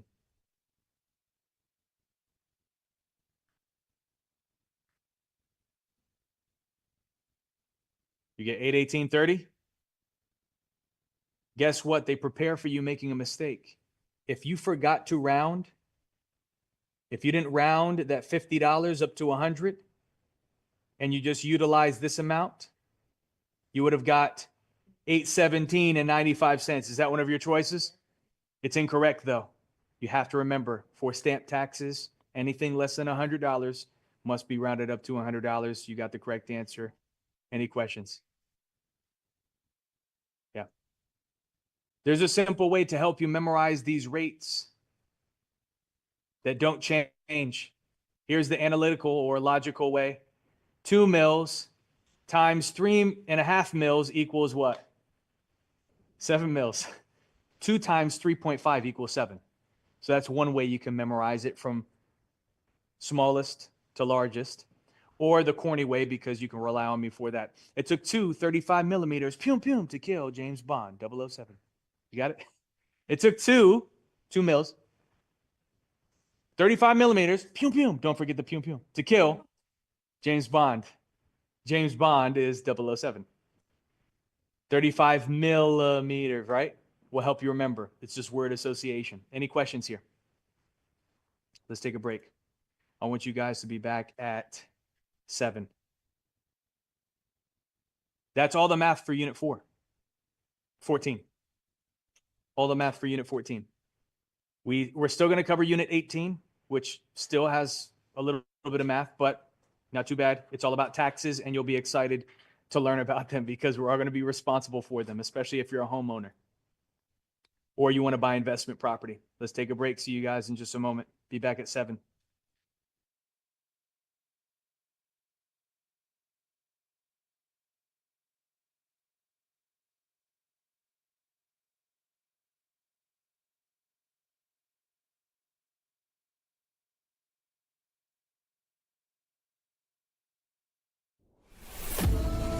In an era where online education often falls short, there's an oasis transforming the digital learning landscape. Welcome to Cameron Academy. With our AI-powered platform, we're not just changing the game, we're rewriting the rules. At Cameron Academy, we're not just elevating education, we're lifting learners to new heights. Our comprehensive video lessons and AI tutors simplify complex real estate concepts. At Cameron Academy, we do more than prepare you for your exams. We equip you with the essential knowledge for a successful career in real estate. Break away from the traditional. Think computerized exams, a convenient study app at your fingertips, and AI support, but wait, that's not all. Live chat support when you need it, AI-driven text-to-speech content, your own personal AI tutor, and instant online certifications. This isn't just education. This is the future. We're reimagining what it means to ascend to success in the real estate industry. Choose Cameron Academy, the oasis of innovative learning. Your journey to success starts here.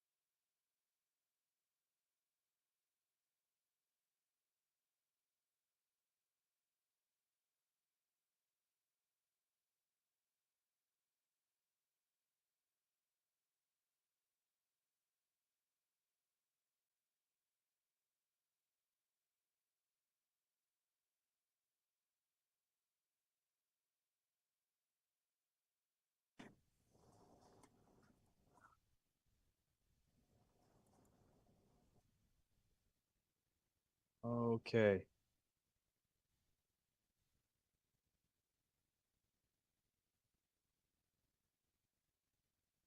All right.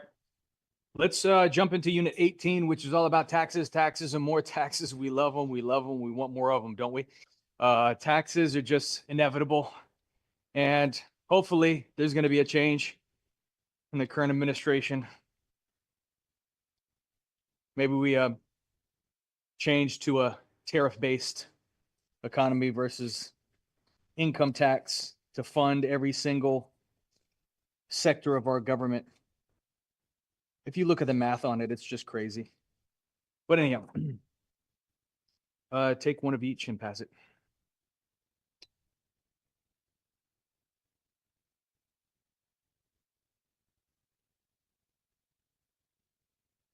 But this unit is actually a great unit to understand how taxes work. Property taxes, income tax that you're going to be responsible for as a homeowner, and what kind of savings you can get for being a homeowner. We talked about the homestead tax exemption. We'll discuss it once again within this unit. This is a really great subject. And then also when you have investment property, which is one of the best tax write-offs you can get. And you'll see it within this unit. We're going to start on page 406. Under line 5. The real property taxation process, real estate taxes, commonly known as property taxes, are ad valorem. An ad valorem tax means according to value. We saw this in Unit 8. I don't know if you remember that when we talked about condos and co-ops. Every year, a county property, what? Who determines the assessed value of your property every single year for tax purposes? It's right here. County property appraiser assesses all properties in the county. This is every single year, but they determine something called a what value? An assessed value, which is not the same thing as market value. It's not what you can sell your property for in the current market. It's what they're going to charge you taxes on. So those of you who are homeowners, you know when you got that bill and saw the assessed value of your property and you're thinking, oh, I'm paying taxes on this amount? And you're thinking, that's a lot less than what my property is actually worth. You're not going to say anything about it because you obviously want to save as much money as possible when you're paying property taxes, but it's not a secret. They know what they're doing. It's by design. You think that they don't have enough data to figure out what your property is actually worth? Of course they do. But it's intentional. It's called the Save Our Home Benefit, SOHB, which we'll see in this unit. So they intentionally bring down the assessed value to about 80 to 85% of what your property is actually worth, and you pay taxes on that amount. It's pretty cool. We're going to learn a little bit more about this, but it's updated annually. Property taxes in Florida are paid on a what basis? Yes, but they're paid in arrears. Do you know what that means? It means at the end of the tax year. You might not be familiar with the tax calendar and how it works when property taxes become due, when they become delinquent, past due. We'll see it in front of us. But arrears, it's at the end of the year. Sounds like in the rear, right? And that's how they get you with taxes. In the rear. Property tax schedule. January 1st, tax year begins, property is assessed, lien is attached. Talk about the property tax lien. And if you have any exemptions that you might qualify for, like what exemption did we talk about? Homestead, that's the time to file. What that means is, and what they don't tell you, and I can share with you right now, you have to have owned the property prior to January 1st to claim it as your homestead, your primary residence, starting January 1st. It's automatically renewed, your homestead. As long as you don't change your primary residence, it's not like you have to file every single year, just so we're clear on that.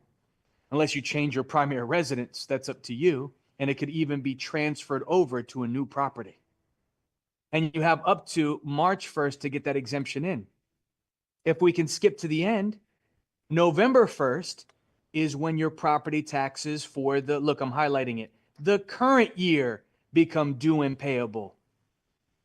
But what you might not know is you have up to April 1st, April Fool's Day of the next year to pay it before it becomes what? Look, I wrote it down. Past due, delinquent. So essentially, I just took this and I moved it over here. You understand the visual? That means property taxes for the current year, 2024, became due November, and you have up to April 1st of 2025 to pay it before it becomes past due. So they give you a nice time period to make sure you pay. The earlier you pay, the more money you save. I think the most you could save is about 3% if you pay it before the end of November. It is what it is. But when you're paying $11,000 in property taxes, yeah, 3% could make a difference. Anyhow, no resentment, I guess.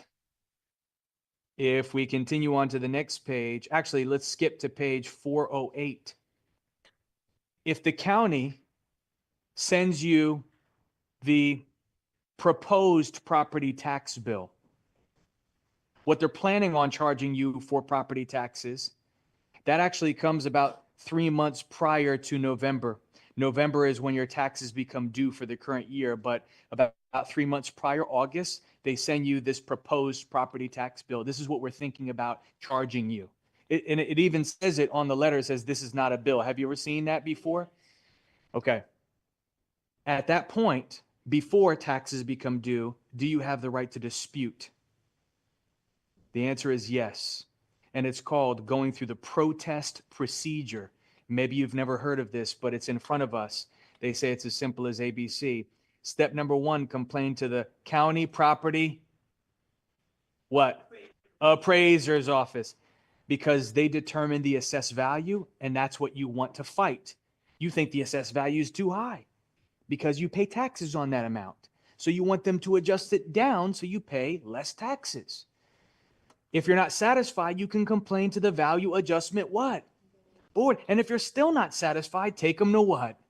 Take them to court. It's as simple as ABC. Interesting. And just like Disney takes Osceola and Orange County to court, essentially every single year over the assessed value that they slap on their property. Disney pays a whole lot of property, as you can imagine, 42 square miles. Most of their land that's undeveloped, they take advantage of a law that exists for farmers. I'm going to share this with you in just a moment. But Disney's only 33% constructed. They pay a whole lot of taxes. But they don't like it, so they dispute every single year. And that's why there was this big war between DeSantis and Disney and local government.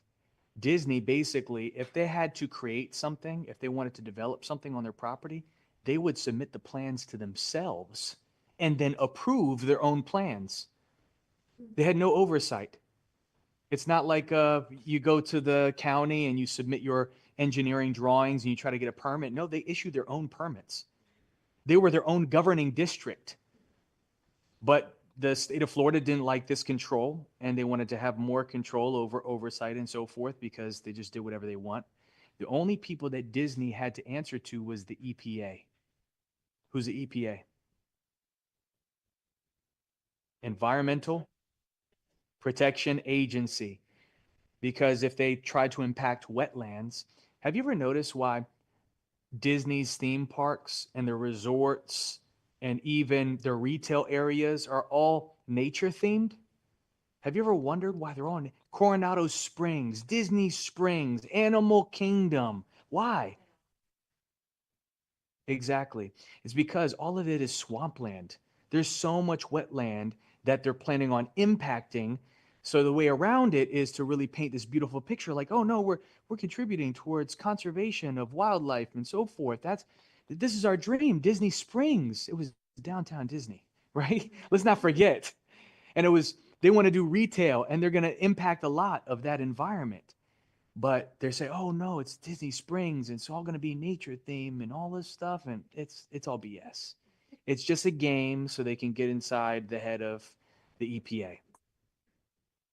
Anyhow, go to page 409. We see exemptions from property taxes. And the first you encounter something interesting. What types of properties are immune and never have to pay property taxes? Look, I'll highlight it. It's what type of properties? Give me an example of government property. First example that comes up. Yeah, courthouse. What else? What about military? What about police stations, post offices, public schools, public libraries, not Books a Million, municipal airports, not a landing strip in your backyard? And what types of properties are exempt and don't have to pay property taxes either? Yes, churches and nonprofits. You'll see right here, religious and charitable, 501c3, if you've heard of that before. But it's not automatic for these properties. They have to have a 501c3, register with the IRS, and they have to go through a process. But ultimately, if you get this exemption, you don't have to pay property taxes.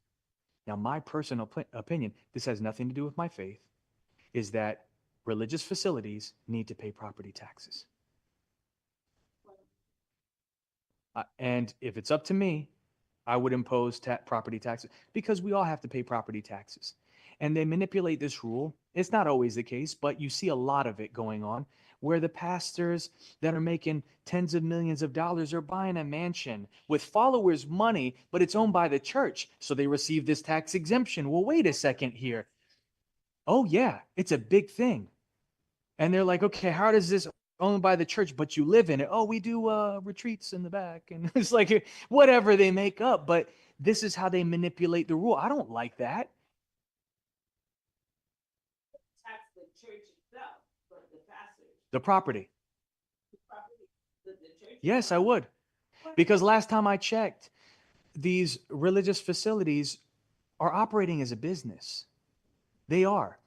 And what the name of the game is, they build a following, then they build a school, then they charge everybody tuition. Have you ever sent your kids to private school or religious-based education? That tuition is not cheap. What, they just bury the money, don't have to pay any property taxes? It's not right. They're running it like a business. They're paying their teachers. They're paying their staff. Great. I'm not saying it's always the case. And I've gone on missionary trips myself. I went to Honduras. I built churches in the middle of a jungle. I've done that. And I know they serve a public good. But, you know, these huge schools, religious-based schools, tremendous amount of tuition. What do they do with that money? They buy more property. They expand their school. They increase the tuition. And then it just becomes a premium to go there. And it turns into something that is not what I would necessarily agree with. I think it jeopardizes some morals. Yes. Yeah, a lot of churches reach out to stuff like bounce houses for their events instead of paying. Yeah. Here's the thing. They get as much free as they can, right?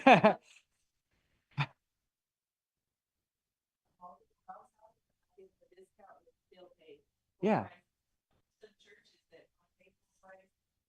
I get it. I get it. And here's the thing. I did the math. I actually sat down, I did the math, and I found out that imposing property taxes on churches, they own prime real estate in every major city on the planet, don't they? And they don't pay any property taxes, downtown Manhattan and so forth, when everybody else is contributing. So I think they should pay their fair share, maybe even a discounted amount, but something, right? And if they do, it's going to add trillions to our economy every single year, trillions annually. So that's something that could lighten the burden on all of us as taxpayers, and it would be good for the overall economy. Anyhow, I'm getting real passionate about this. I need to stop. For the rest of us, we receive something called a what? Homestead exemption for your primary residence. You can only have one. Do you remember that? You can own 100 properties if you want, but only one could be your homestead. Do you remember this? And it comes with protections and benefits. We saw that in a previous unit. We don't need to go through those protections, but we need to focus on the tax exemption that you might qualify for. In a previous unit, we said you can get up to how much of an exemption? Do you remember? Up to $50,000. And it's subtracted from the assessed value. I'm going to show you how you can get up to the $50,000 and beyond that, but you're not going to like the beyond part. Okay, I can be honest with you right now. What makes you qualified for additional exemptions is probably not a situation you want to be in. Here's the thing. You're going to be tested on this. class exam question, number what? Is that the one of the last 10 questions? And as we mentioned, last 10 questions are what? Yeah, it's going to be a math question. Here's the thing. I took what's in your textbook and I put it all in one place for you. Conveniently all in one place. And that's the handout you have right in front of you. That one. Darlene, take out that colorful handout you have in front of you. That chart. And I'll show you this online in just a second. But you'll notice if you go to the next page, page 411, what's on your handout is what you're highlighting. Class exam question. It's the same question, by the way. These three charts, you need to know what's on those three charts for that same question. You have to memorize all of the exemptions you might qualify for to answer the question. I'll go through this with you. We're going to discuss together.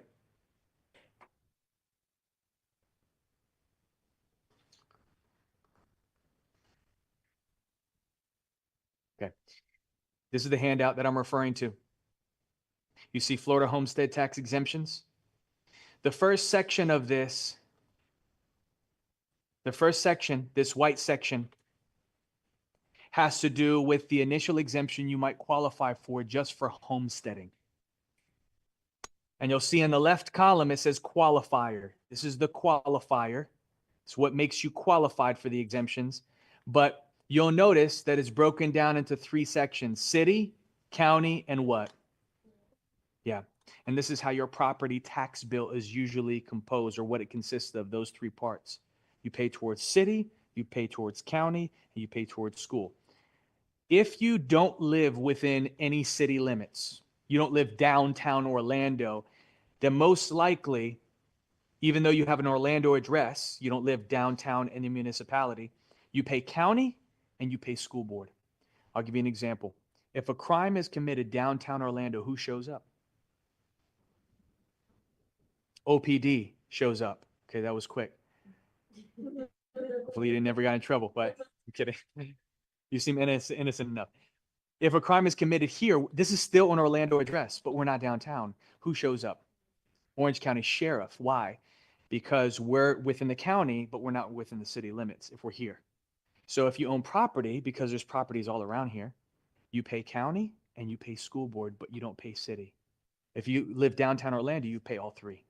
That's why they say it's more expensive to live within the city. That contributes towards it. You pay more towards taxes. Now, the second set of exemptions in blue has to do with some limitations you have individually. And then the last is for veterans. So let's go through it together. Let's see how it works. When you homestead your property, if you look up here, if the assessed value is under how much? $25,000. Guess what? You don't pay any property taxes. You get an exemption up to the assessed value. So that means you don't pay. But we know that's not for most of us. Come on, let's be honest here. If the assessed value is between 25 and 50, you pay the base. You get the base exemption of what? 25,000 across the board for city, county, and school board. Remember what we talked about in the previous unit? You can get up to 50,000. So it's up to, not automatically just because you make it your primary residence, your homestead. If your assessed value is between 50 and 75, for city and county, check this out. City and county, you not only get the base of 25, but you could qualify for an additional up to how much? But for school board, it stops always at what? 25, just initially. For your homestead tax exemption, 25, base for school board.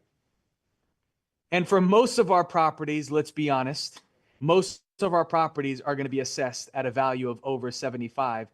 And for city and county, you get the maximum, which is what? 50. But for school board, $25,000 exemption subtracted from the assessed value. All right. So that's just initially for homesteading your property, but look at the additional in that blue section. If you are a surviving spouse, unremarried, you get an additional how much? 5,000 on top of the 25 to 50,000. It's additional. If you're legally blind, you get additional 5,000 on top of the 25 to 50,000. It's additional. So you'd add it if you qualify. Totally and permanently disabled non-veteran, you get 5,000 for that across the board. If you're a quadriplegic, what does quad mean? Quad means 4. This means you don't have the use of all 4 of your limbs. In this case, you're totally disabled and you're totally exempt. You don't have to pay property taxes. Yeah. And if you're totally disabled as a first responder and spouses, don't pay any property taxes. What's a first responder? Police, fire. Yes. Paramedic, right? They don't pay any property tax. And yeah, totally disabled, as we can see. Totally disabled, first responder.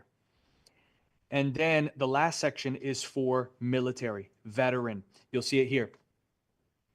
If you're a veteran, that's at least how much percent disabled? Service-connected disability, not you got discharged, you came back home, and you had a car accident. While you were serving our country, you suffered a 10% minimum disability. Now, what I find interesting about this, and it's a little bit degrading, the U.S. military puts a percentage on your body parts. Did you know this? When you enlist, they do a physical. When you're discharged from the military, they do another physical. It's called a discharge physical. And when you're discharged, upon physical, if they find out you're at least 10% disabled, then they'll give you paperwork to verify that, and you can provide it to get this additional, how much exemption? 5,000 across the board. How do you determine what a body part is worth? It's degrading. They put percentages on every single one of your body parts. For instance, pinky has less a percentage than a thumb. Don't try to justify it. Even though I'd agree with you. Service-connected, totally disabled, and their spouses don't pay any property taxes across the board. Wow. And surviving spouses, a veteran who passed away on active duty, don't pay any property taxes. Any questions about this? So for class exam question number, whatever it is, you have to know what's on this chart, and you have to add up the exemptions they might qualify for. They say they have a homesteaded property with an assessed value of $300,000. They're a blind widow with one arm. What total exemption do they qualify for? That's how you might be tested. So you have to utilize this, memorize this, have somebody test you on it. Let me show you something next. It's actually in our textbook. We can go to our textbook and then I'll prepare you for it. On page 412. On page 412, we see tax rates. We actually talked about this briefly. To calculate the dollar amount of property taxes owed, the taxable value of the property is multiplied by the appropriate tax rate. Well, look on line 7. Tax rates are expressed in what? Here it is again. What is a mil? 1,000th of a dollar, guys. A mil is 1,000. It confirms what we already know. Do you remember your property tax bill is broken into those 3 parts, city, county, and school board? There's a maximum tax rate they can charge you per. And you'll see it right here in your textbook. It says no more than how many mils? 10 mils each. Let me show you how that might work with an example. You have this handout in front of you, correct? I think I provided it to you. If you look at your stack. Do you have it? You got it? Okay. Let me share with you, make you aware of how your property tax bill might be composed and how they might charge you taxes. We'll make it up, and it's really quite simple. It's ABC. Do you see it? Most of the formulas you need to know are ABC. You take the assessed value of your property or taxable value, and you multiply it by the appropriate tax rate. Tax rates are expressed in what? In mills, and you get the property taxes owed. Understanding millage rates or mills. Tax rates are expressed in mills. A mill is 1,000th of a what? Of a dollar, written in decimal form as 0.001. But to help you remember this, anybody speak Spanish here or French? What does mil mean in another language? If you translate it, doesn't it mean 1,000? What a coincidence to help you remember. Mil means 1,000. So if you can remember, mil is Latin for the number 1,000, then it's easy for you to utilize for your exam. A mil is 1,000th of a dollar, 1/10 of a penny, 0.001. That's 1,000th of a dollar. Converting mills, how would you convert it? Well, whatever mills they give you in the question, just divide it by what? 1,000, and you get the appropriate tax rate.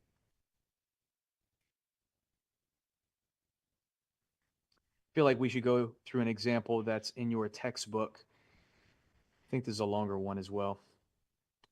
It's at the end for your review questions.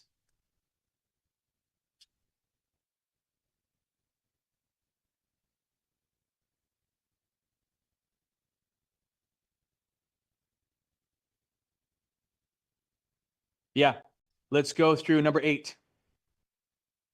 Okay, number 8. We see a widow owns a home in Gainesville, Florida. The city tax rate is 9.3 mils. County taxes 9.7 mils. School board taxes 6 mils. A woman has a homesteaded property with a principal resident, is her primary residence, excuse me, and she's homesteaded. Her assessed value is $178,000. What is the total property taxes owed after the allowable tax exemptions? This is how you might be tested.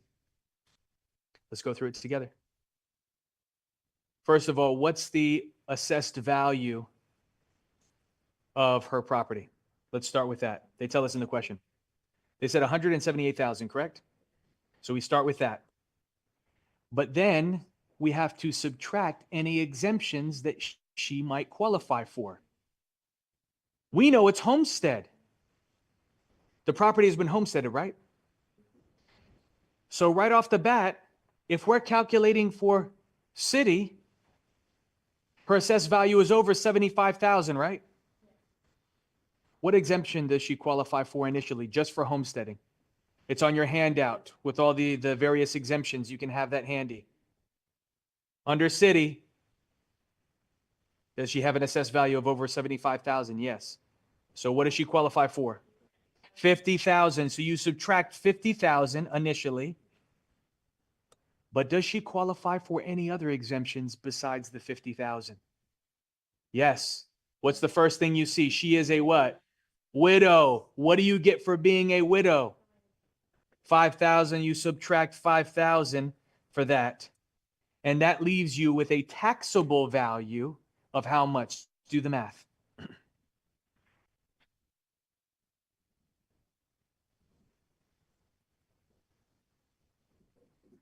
$123,000. Do you understand how we got this amount? This is the taxable value.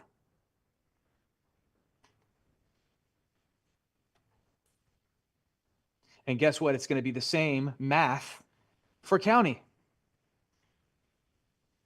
Same math for county.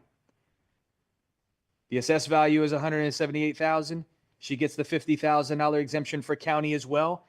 And she's a widow, $5,000 for that. So you're left with $123,000, same thing. But then for school board, let's modify this. For school board, yes, the assessed value is $178,000. But for school board, you get the base exemption. It stops at how much? 25. Plus, she's a widow. She still gets the $5,000 for being a widow. And that leaves us with a different amount. 48. Is 148,000 the taxable value?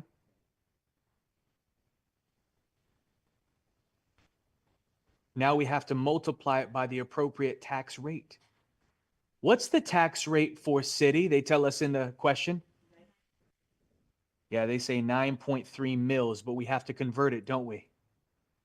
9.3 mils. And that means, how do you do it? You divide by what? You divide by 1,000, exactly. Divide by mil, and you get 0.0093.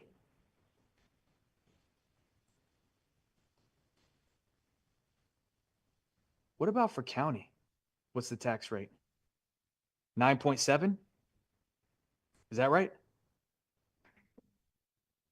So you divide by 1,000 to convert it, and you get 0.0097. It's very simple. You can just simply move the decimal point 3 spaces to the left. 1,000 has 3 zeros. Move the decimal 3 spaces to the left, and you have your conversion. And then for school board, how many mils is it? It's 6. 6 mils, divide by 1,000, and you get 0.006. So if I can share with you, this is what we're multiplying, guys. This is what we're multiplying. Multiply across. The math is simple. You just multiply and add. But you do have to remember the exemptions you qualify for. Let's go through each one together. Do the math. If you can help me out here. You can take 123,000 and multiply by 0.0093. And what do you get? Oh, yeah. You get 1,143.90. But that's just your what tax? City. Now let's move on to county. You repeat, 123,000 is your taxable value, multiply by 0.0097, and you get, yes, exactly, 1,193.10. And then for school board, we take the taxable value of 148,000, multiply by 0.006, and you get 888. What do you do with those 3 figures? To get your total tax bill, you add the 3 figures together and tell me what you get. 3,225. Does that match up with one of our selections, one of our options here? If you look in your textbook, do you have an option 3,225? What letter is it? It's letter B, and that would be correct. Do you see it? Letter B?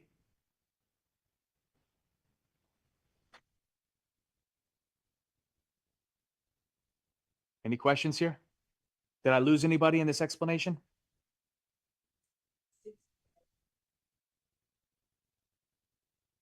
Right here, you take the mils, whatever they provide to you. We know for school board, they said the tax rate is 6 mils. So you take that 6 mils and divide by what? 1,000, and you get the true tax rate that you're going to use. On your tax bill, if you look at your tax bill, they're going to tell you mils. They don't give you the exact decimal representation of it. It's up to us to know to convert it before you do the math. But here's the thing. They do this by design, once again, because they just want you to shut up and pay your taxes.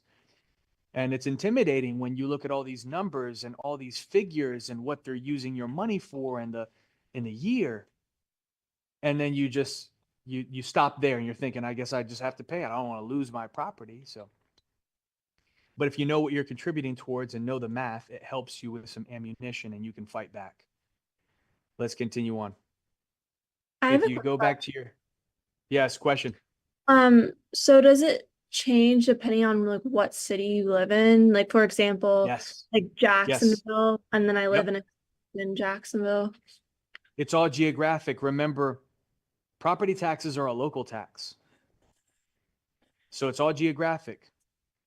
Even if you live in the richest city or part of the most expensive county and the most prestigious school board, they cannot charge you any more than how many mils each? What's the maximum? Do you remember? What's the cap? What's the ceiling? 10 mils per. 10 mils per city, 10 mils per county, and 10 mils per school board. Yeah, so it's all about where your property is located to determine what your tax rate is based on the county that you're a part of, city you're a part of, school board or school district you're a part of, and also the assessed value of your property. And every property's assessed value is different. It's a daunting task. What we just went through is this: taxable value multiplied by the tax rate, annual property taxes that are due. Let's move on. Now we get into some really interesting subjects. On page 414, we see the Save Our Home Act. This is a good thing for all of us. We should pay attention. The Save Our Home Act amendment to the Florida's Constitution caps how much your assessed value can increase by any given year. And what's the maximum increase that they can impose annually? 3%.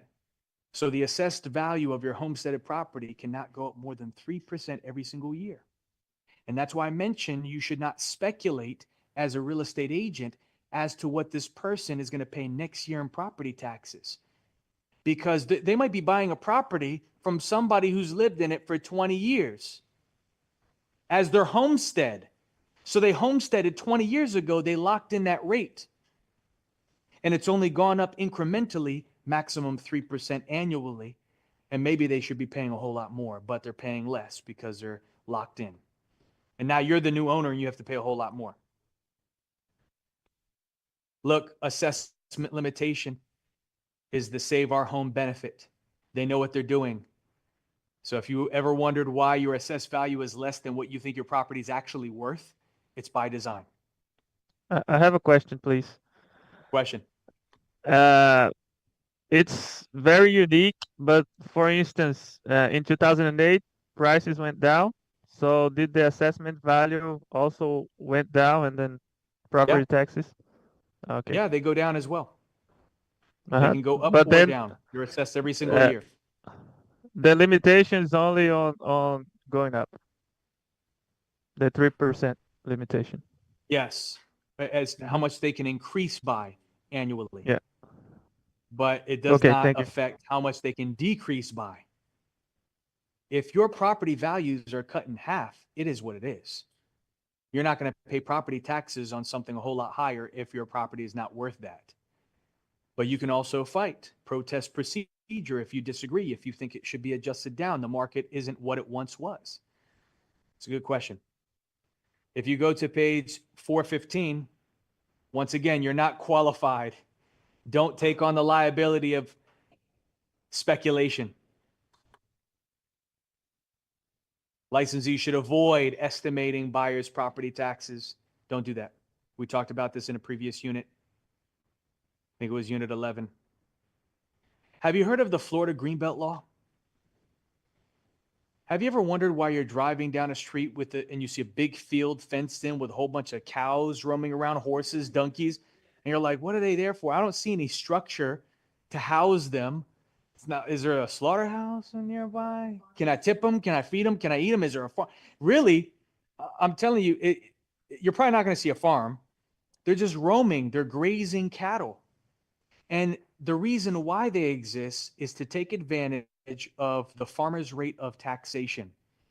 If your land is zoned agricultural and you have a certain number of farm animals per acre, like a certain number of cows per acre, or crops, you qualify for the farmer's rate of taxes, which is the lowest tax rate you can get. And of course, here in Florida, it's to stimulate agricultural use because we need it for society. We need crops, we need meat and so forth, and dairy and all of that stuff. So Disney, all this land that they have, rather than leaving it empty because it might be still zoned agricultural, they throw some cows on it. Have you ever driven on Disney property and you see a big field with cows? Have you ever driven to Lake Nona and you see Medical City, but it's surrounded by cow pastures? It's because it used to be all cow pastures. And still a portion before they develop on it, they want to save as much as they can in taxes so that they pay the farmer's rate of tax. It's called the Florida Greenbelt Law. Puts a whole new meaning to the word cash cow, right?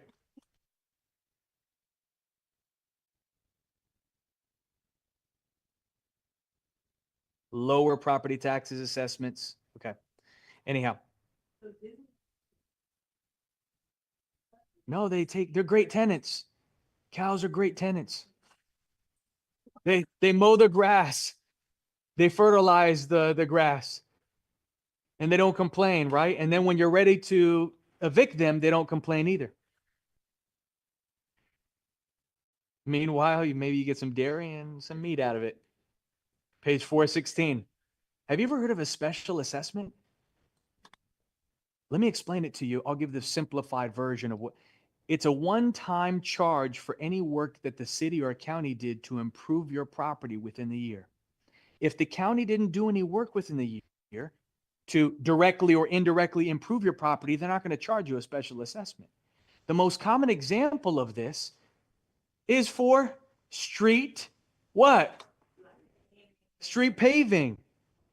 If they ever have to repave the street in front of your house, you've seen this. The county workers come out, block off the street and repave it.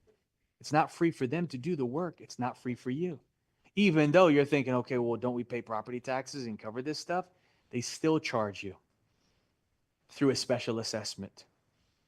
So if they didn't do this work, they don't charge you. But if they do, it's based on how much of your property is touching the road where the paving is getting done. And you'll see it appear on your property tax bill. It says special assessment for street paving, special assessment for changing out a street light in front of your house. And they justify charging you this because they're saying, hey, listen, do you think us repaving the street in front of your house is improving your property? Isn't it giving you some curb appeal, right? Isn't it making your property look more desirable, increasing the value? So yeah, we're going to charge you for it. And I'll show you how it might be calculated. Let's look at this example. You see lot A in this example, this depiction, and it measures how much lot frontage? 100. By what? Now here's the thing. Whenever they present measurements of properties to you, the lot size, they will always organize it in this order: width by depth. We don't care about how deep the property is. We care about how much of your property is touching the road where the improvements are getting done. That's how you calculate it. So they'll throw this 125 feet in the question to confuse you. Let's see how it works with this example on the next page. Line 17.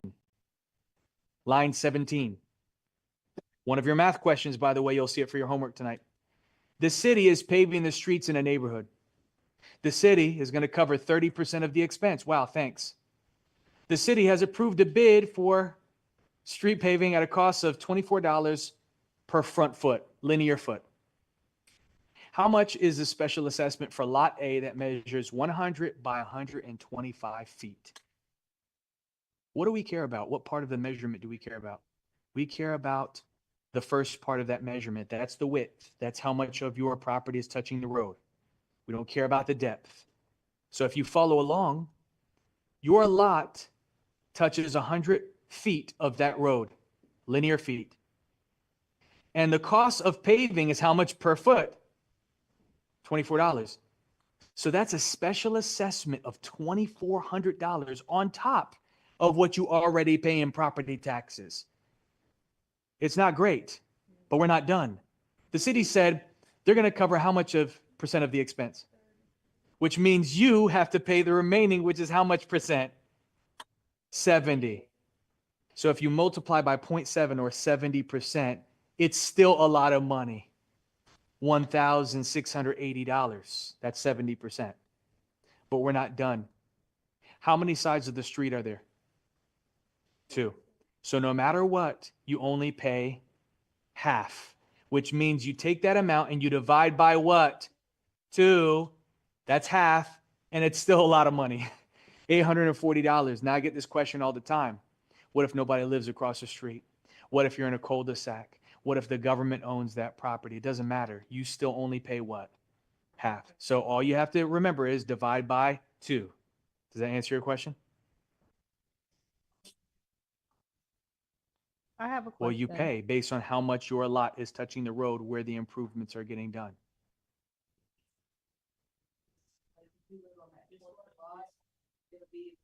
Yes, exactly. So you repeat the process for each side. Or you could take it all, you're on a corner lot and you have 80 and 100, that's 180 feet. Then you repeat this math and you still divide by 2. Doesn't matter. I have 3 sides. My property is kind of like on a peninsula almost. God bless you. So my property touches 3 different roads. Yeah. Pray for me. Let's continue on. What if you don't pay property taxes? We call this being delinquent. When do you become delinquent? After what date? April 1st, right? What happens with the taxes that you don't pay? They auction off your tax bill. The county will auction off your tax bill. This is how it works. This is one of the investments that I make. You had a question about tax liens before. And what is a tax lien certificate? We're going to talk about it right now. For instance, if somebody doesn't pay their property taxes and a tax bill is $5,000, the county wants to get that money. So what do? They host an auction. I participate in this auction. Now the auction is online. And that $5,000 that's owed doesn't change in the bidding process. You're thinking, okay, so how does it work? How does somebody win if that amount doesn't change? The maximum amount of interest, go to the next page, page 418.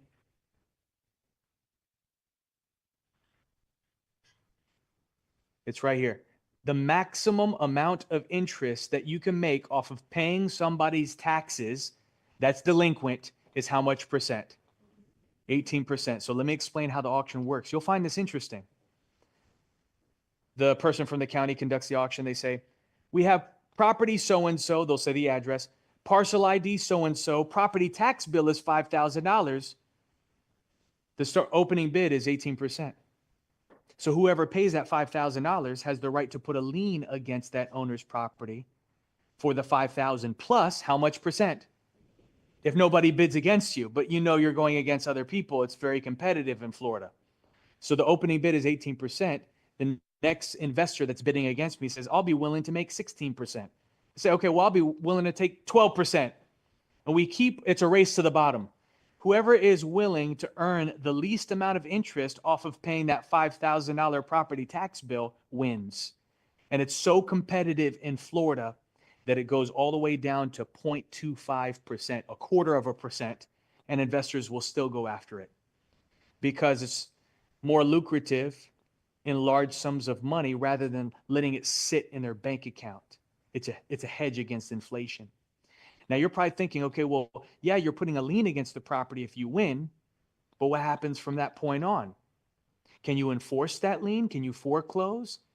They have up to 2 years to pay what's owed plus the interest that you won in that auction setting. So they have up to 2 years, and that means as the investor, you might have to sit on it for up to 2 years for them to redeem. This is how they describe it, redeeming the tax bill plus the interest that they owe you. So if they go in, they pay it off, they pay the $5,000 plus the interest that they owe you, and the county coordinates all of this and cuts you a check. What happens after 2 years if they still don't pay? Now you can enforce your claim, enforce your lien by sending it to a tax deed sale. Have you ever heard of a tax deed auction or a tax deed sale? Okay. This is where they auction off the deed for your property because you still haven't paid the property taxes. By the way, this costs money. You pay these fees to the county. You get reimbursed through the auction. How does it work? Let's just say with all the interest you made plus the original bill, $5,000 plus all the interest, maybe what's owed to you is close to $10,000. After 2 years, you send it to auction. The owner of the property receives notification on all of this. They know it's going through this process, but maybe they don't have the money, can't do anything about it. So when the person from the county hosts this auction, they say opening bid is what is owed to you, that $10,000. And of course, all the investors know that if they win, they get the deed for that property. So you think it's going to stay at $10,000? Of course not. Opening bid is what's owed to you plus the interest, plus the county fees for conducting the auction. So as soon as one investor raises their hand and says, I'll pay opening bid, $10,000 for a 3-bedroom, 2-bath house, of course, it's going to continue. It's very competitive. Might go up to $200,000. But you got cashed out as soon as somebody said opening bid. Could you also participate in that auction? Yes, you can. You'd be basically bidding to reimburse yourself, right? Plus the difference. And whoever wins gets the deed for the property, but it's a tax deed. Tax deeds are different from warranty deeds. When you try to sell a property that you acquired through a tax deed auction, it's a little bit more difficult. If it's a cash deal, no problem. But if somebody's getting financing to purchase that property, the lender is not going to accept giving a loan to purchase a property where somebody has a tax deed. So how do you fix this? How do you convert it to a deed that's acceptable to get financed? It's called a claim for quiet title. This is not in your textbook. I'm just telling you insight. It costs about $2,000 to $3,000. You pay a lawyer, they file a motion, they record in the public records, and it's called a claim for quiet title. If you ask a real estate attorney, they know about it. Basically, they give about 30 days public notice for somebody to dispute your claim of ownership and the right to get out of this tax deed that you have and convert it to a regular deed. So maybe somebody disputes it, most likely they don't. And then if so, after that time period, you can sell the property with no issues. It's a really interesting process. I've participated in every single auction you can imagine: tax deed sale, tax lien certificate. I paid off Gatorland's taxes. I don't know if you know who Gatorland is. It's that amusement park. They didn't pay their taxes on about 71 acres of their property. And because I'm familiar with the area and I know the owners, at least the last name of the owners of that amusement park, it's the Godwin family. I identified, I said, okay, the property owner's name is Godwin and it's located here. This can't be Gatorland. And sure enough, it was Gatorland's property and it came up for this auction. So I bid on it and nobody outbid me. I got 18% on it. And I sat on that for 2 years. They still didn't pay after 2 years. So eventually when I sent it to auction off the deed for Gatorland's property, they paid. They paid the county before it went to auction and, avoided the embarrassment. And I got all that I invested plus 18% interest. It's a great day. Went to Ruth's Chris that night. Anyhow, let's continue on. Federal income taxes. This is a really good subject as well. Do you mind if I continue and share this with you? Because I think you're really going to like this. You have a question? You have to register as a bidder. I'm going to make a separate class for this. A lot of people have been asking me for it. I've just been reluctant because I like my free time, but maybe I'll make an official class and help people out because a lot of people are curious about the process and they can make mistakes, big time mistakes. So it's good to have that insight. Yes.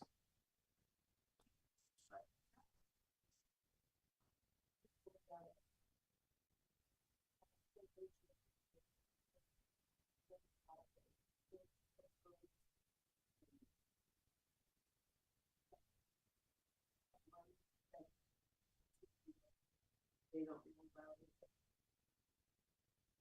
Find out like what they have and then call them and say, hey, you have X amount. Okay, so the question is, if it goes to foreclosure and there's money left over because they sold the property at auction for more than what the debt was, and am I aware of a service where you contact the owner and inform them? No, I'm not familiar with that. If somebody's doing it, it sounds like a scam, but principal residence, because they're going to receive notification by the county. Okay, I'm not familiar with other states, but I assume we were talking about Florida. Principal residence. What kind of deductions can you claim for your income taxes? We know income taxes, right? You pay to the IRS, not property taxes anymore. So what can you write off every single year just because you have a property that you own, your primary residence? Check this out. You're going to like this. Mortgage interest on not just your primary, but also what? Second homes. Wow. So if you have a second home on the coast, Miami, the interest you pay on your debt, your monthly mortgage loan payments. That's why the bank sends you a letter at the end of every year and they say, this is how much interest you paid us. It's the name of a document. It's called a K something document. But that's what you bring to your accountant, whoever prepares your taxes, so you could use it as a deduction. You don't have to pay taxes on that interest. Nor do you have to pay taxes on property. That's double tax. Property taxes up to how much? For your primary and what? Second homes. Wow. Does anybody have a retirement account, an IRA, 401k that they make contributions towards? If you take out your money early before retirement, do you get penalized? However, if you're using your money towards acquisition of your primary residence, you can take out money tax-free, penalty-free, up to how much? But it's tax deferred, which means they want you to put it back eventually, whatever the program insists. That's pretty cool. During the pandy, if you had a retirement account, you can take money out without any penalty because obviously we didn't know what direction our economy was going. When you sell your this is one of the best. When you sell your primary residence and you make a profit, that profit up to $250,000, $250,000, is tax-free money. Put it in your pocket. Don't pay the IRS. This is if you're a single person, when you file your taxes as a single person. But if you file your taxes as a married couple, a joint return as a married couple, double it. $500,000 profit, no income taxes you have to pay on it. I mean, how amazing is that? And it's, I believe it's every year, if I'm not mistaken. So if you own the property for at least a year, you sell it, and you make a profit, you can withhold that income up to these amounts. Yes. Question. 1 second.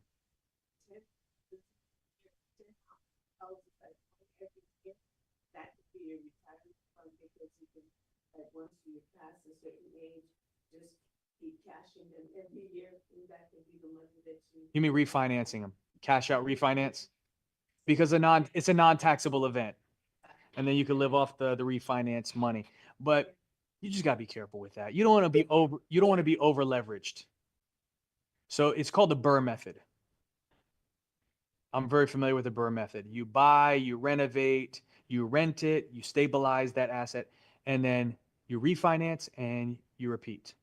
And you use that money to buy another property. Yes.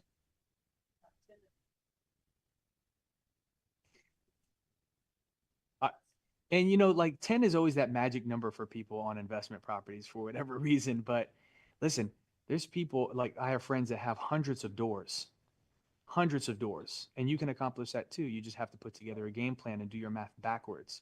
Like, where do I want to be? Do I want to be 10 properties in 10 years, or do I want to be 50 properties in 10 years? You can accomplish it. There's just so much to learn in this business. And once you start figuring it out, you start connecting dots and see all these programs that are available that a lot of people are just not aware of. You had a question, Andre? Yes, Michael. Principal residence, is it the same as homestead or is Yeah, your is primary different? residence, yes, your homestead. Okay. Okay, thank you. Yeah, no problem. Go to page 420. Additional tax benefits for homeowners include the following: interest on home equity loans. You don't have to pay interest on that. And God bless you.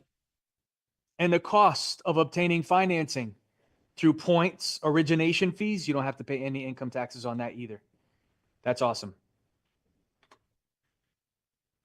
Now you might be thinking, okay, when it comes to capital gains taxes, what if I sell my property and I make more than $500,000 profit? What about the leftover amount? That's a capital gains tax. And it depends on your tax bracket, how much income you're showing in the year to determine what the percentage you pay to the IRS. I'm not going to be your accountant right there, and it's not something you need to know for exam purposes. However, some people don't realize even this. you might be doing your calculation a little bit off. It's not just what you buy it for and what you sell it for. You also are not charged income taxes on capital improvements. So you spend money to renovate that property. That's non-taxable income that you spent to improve that asset. So that's your adjusted basis. So you got the property for $100,000, but you put another $100,000 into renovations. So it starts at 200. That's what you paid for the property essentially in the eyes of IRS. 200, and then you sold it for 700. Well, congratulations, that $500,000 profit is non-taxable. Some people don't realize that renovations, the money you spend for renovations, that's also non-taxable income. And that's part of your adjusted basis. Have you ever heard of FIRPTA? It's the Foreign Investment and Real Property Taxation Act. Can non-citizens buy property in Florida? Yes. But IRS says when they sell it, they need to pay IRS 15%. It says you have to withhold 15% of the amount realized on the sale. IRS wants their share. I don't know if you're familiar with that, but now you know. And this is probably the best section, investment property. What kind of tax deductions can you claim when you own investment property? You basically can write off everything. It's one of the best tax write-offs you can get, investment property. And you'll see it here in front of us, page 422. Look on line 4. Operating expenses. So the money you spend on improving, renovations, maintenance, what about you pay a property manager? All of this is non-taxable. What if you're managing it yourself? Okay, maybe I'm giving you bad ideas. Reserve for replacements. Sometimes investors put money to the side just in case something goes wrong. That's still taxable. You can't hide money from the IRS. But check this out. You borrowed, you took on a debt to buy an investment property. The money you spend for that debt, interest, points, origination fees, you don't have to pay any income taxes on it. And even flipping what? Depreciation. Do you know what depreciation is? What is depreciation? Just in general. It's loss in what? Loss in value, exactly. So you're telling me, Michael, I could write off loss in value just because I own it? How on earth does IRS use this? How do you figure it out? I'm going to show you this. It's called the straight line method of depreciation. Straight line method, class exam question. You're going to like this. Just because you own it, you can write off depreciation every single year. It's one of the best deductions you can claim. Now, IRS says for this calculation, it says IRS establishes the useful asset life as 27.5 years for residential rental property and 39 years for what? Non-residential income producing property. I'll show you what that means on the next page. You'll see it here in that shaded box, straight line method of depreciation. Let me explain it first. You take the total costs, what you spent to acquire the property, you subtract what value? The land that it's sitting on, because IRS says you cannot calculate depreciation on the land. Depreciation is calculated on the structure, the building. And you get something called a depreciable basis. From that, you divide it by the useful life. IRS says 27.5 years is what you divide by. If it's what type of property, what do we say? Residential. Or 39 years if it's what? Non-residential. Let's go through an example. If you have tenants that are residing, living in the premises, that's residential. If people are operating their business out of it, that's non-residential in the eyes of IRS. For instance, Let's go through an example. Even easier. Let's go through an example at the end of this unit. I'll show you how it works. You'll like this. It's question number 1 at the end of this unit. Let me read this out to you. An investor purchased an apartment building in January for $975. The contract specifies 90% of the purchase price is for the building, 10% is for the land. So that gives us the information we need. The investor made a down payment of basically 10%, but we don't care about that. What is the annual IRS depreciation allowance for this property round to the nearest dollar? So this is how it works. You start by getting your depreciable basis. So you take the acquisition cost. How much did he pay for this apartment building? 900 and what? Yes, that's the initial cost. And they made it easy for us by giving us percentages of the building versus the land, right? We need the building because depreciation is calculated on the structure, not the land. And the building represents what percent? So all you had to do is multiply by 90% and you get the depreciable basis of what? Go ahead and do the math. Take 975, multiply by 90%. Tell me what you get. I'll show you right here. You take 975,000 and you multiply it by 0.9, 90%, and you get 877,000 what? Yes. What do we just calculate? Our depreciable basis. Now, IRS says to calculate depreciation on a residential property, 27.5 years is what you divide by. 39 if it's non-residential. What type of property is this, residential or non-residential?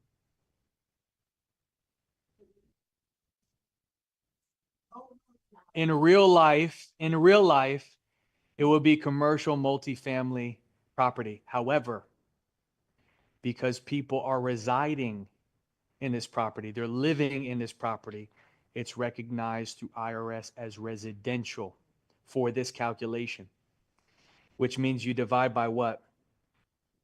27.5 years. And from that, you'll get 31,909,0909. That's your annual depreciation.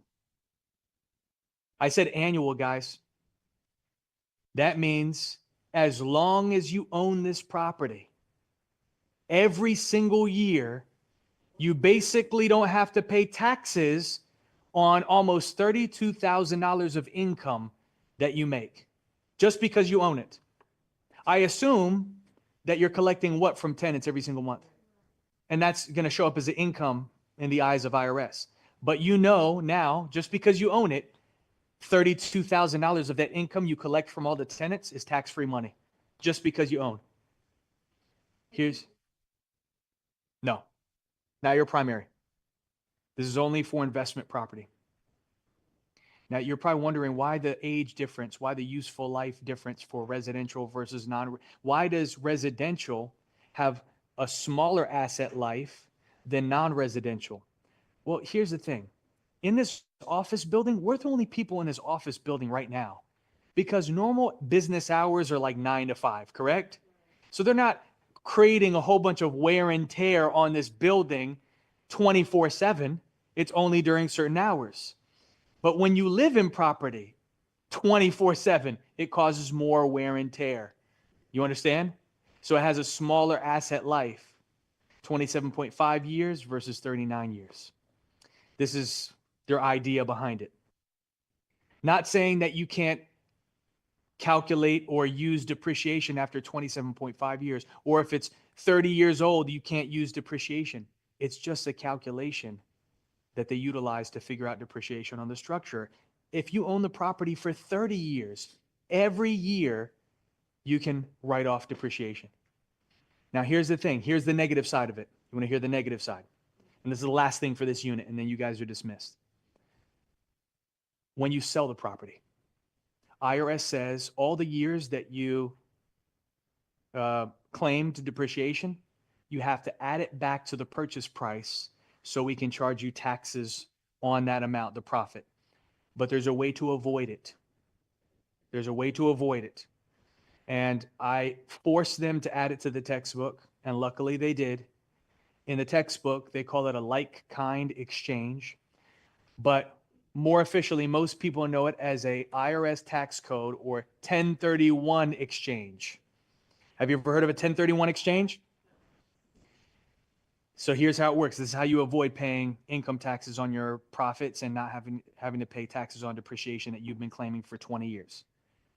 If you don't touch any of the profits and you take all of your profits and roll it into the next investment, you don't touch a penny, you don't have to pay any taxes on that depreciation you've been claiming. But you can't touch anything and you can't have access to it. IRS says you have to use a trusted intermediary, a third party accountant, lawyer that's going to hold the money in an escrow account. And then they say, okay, you want to buy this next property? Okay, we'll transfer the money to purchase that next property. You can't touch it. And then you can roll it into the next, roll it into the next, roll it into the next. And investors use this to keep on upgrading.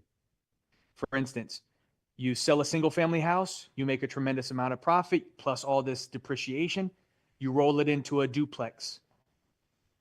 You upgrade it. Now you're increasing your cash flow because you have 2 tenants. You sell that, make profit, don't touch anything, roll it into a quadruplex, roll it into a 10-unit apartment building and keep on upgrading.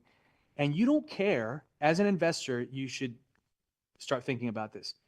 Some investors are thinking, oh, okay, I want to flip properties, and that's how I'm going to survive. I'm going to survive off that money that I'm making off of these flips, profit. What you're striving for is cash flow. You want to get as much cash flow as possible. We just got done talking about this. Purchase 1 property a year for the next 10 years because you want to increase your cash flow and you want that income that you're generating from the tenants to pay you, not the profit when you sell it. So the more tenants you can have, the more units, the more doors you have, the more that it can get you closer to that retirement that you're striving for, whatever your number is. Any questions here? It's called like. And there's a lot of different things in the business that we just don't have enough time to cover in this class, but don't stop learning. Keep on learning. This is just the foundation. Also, when you refinance, non-taxable event, you don't have to pay any income taxes on a loan. So that's another way that investors make money as well. Anyhow, we're done with this unit, which means we're done with our session for tonight. By the way, Elijah, camera's got to be on at all times. I know you got that. Okay, there you go. It popped up. I see the top of your heads just right now. Okay. Anyhow. So we're done with our session. What are we doing tonight? The review questions for unit 14 and 18, both. And tomorrow, what's going to happen tomorrow? Tomorrow, we're going to finish the textbook. We already covered 19. So tomorrow is 16 and 17. 16 and 17. Push in your chairs, clean up your mess, drive safe. God bless. I will see you mañana. Do your questions tonight. Do not skip them tonight. And tomorrow, we're going to go through every single one of them step by step. I'm not going to skip any of the math. Yes. Yes. Depending on what it is, what is it pertaining to? The math question at the end of unit 19? I know it's. Oh, yeah. Okay. So here's the thing. We already talked about that in unit 10. So in unit 19, I mentioned you didn't necessarily have to focus on it, but we did talk about it in unit 10. How? Because you have to know the measurement conversion, how to convert an acre to square feet. If you know that, it unlocks the answer to that question. So how many square feet are in 1 acre? How many old ladies drive how fast? 35 in a what zone? 60 zone. 43,560. Yes. All right. Take care, guys. See you tomorrow. Good night. Thank you. Thank you. Night.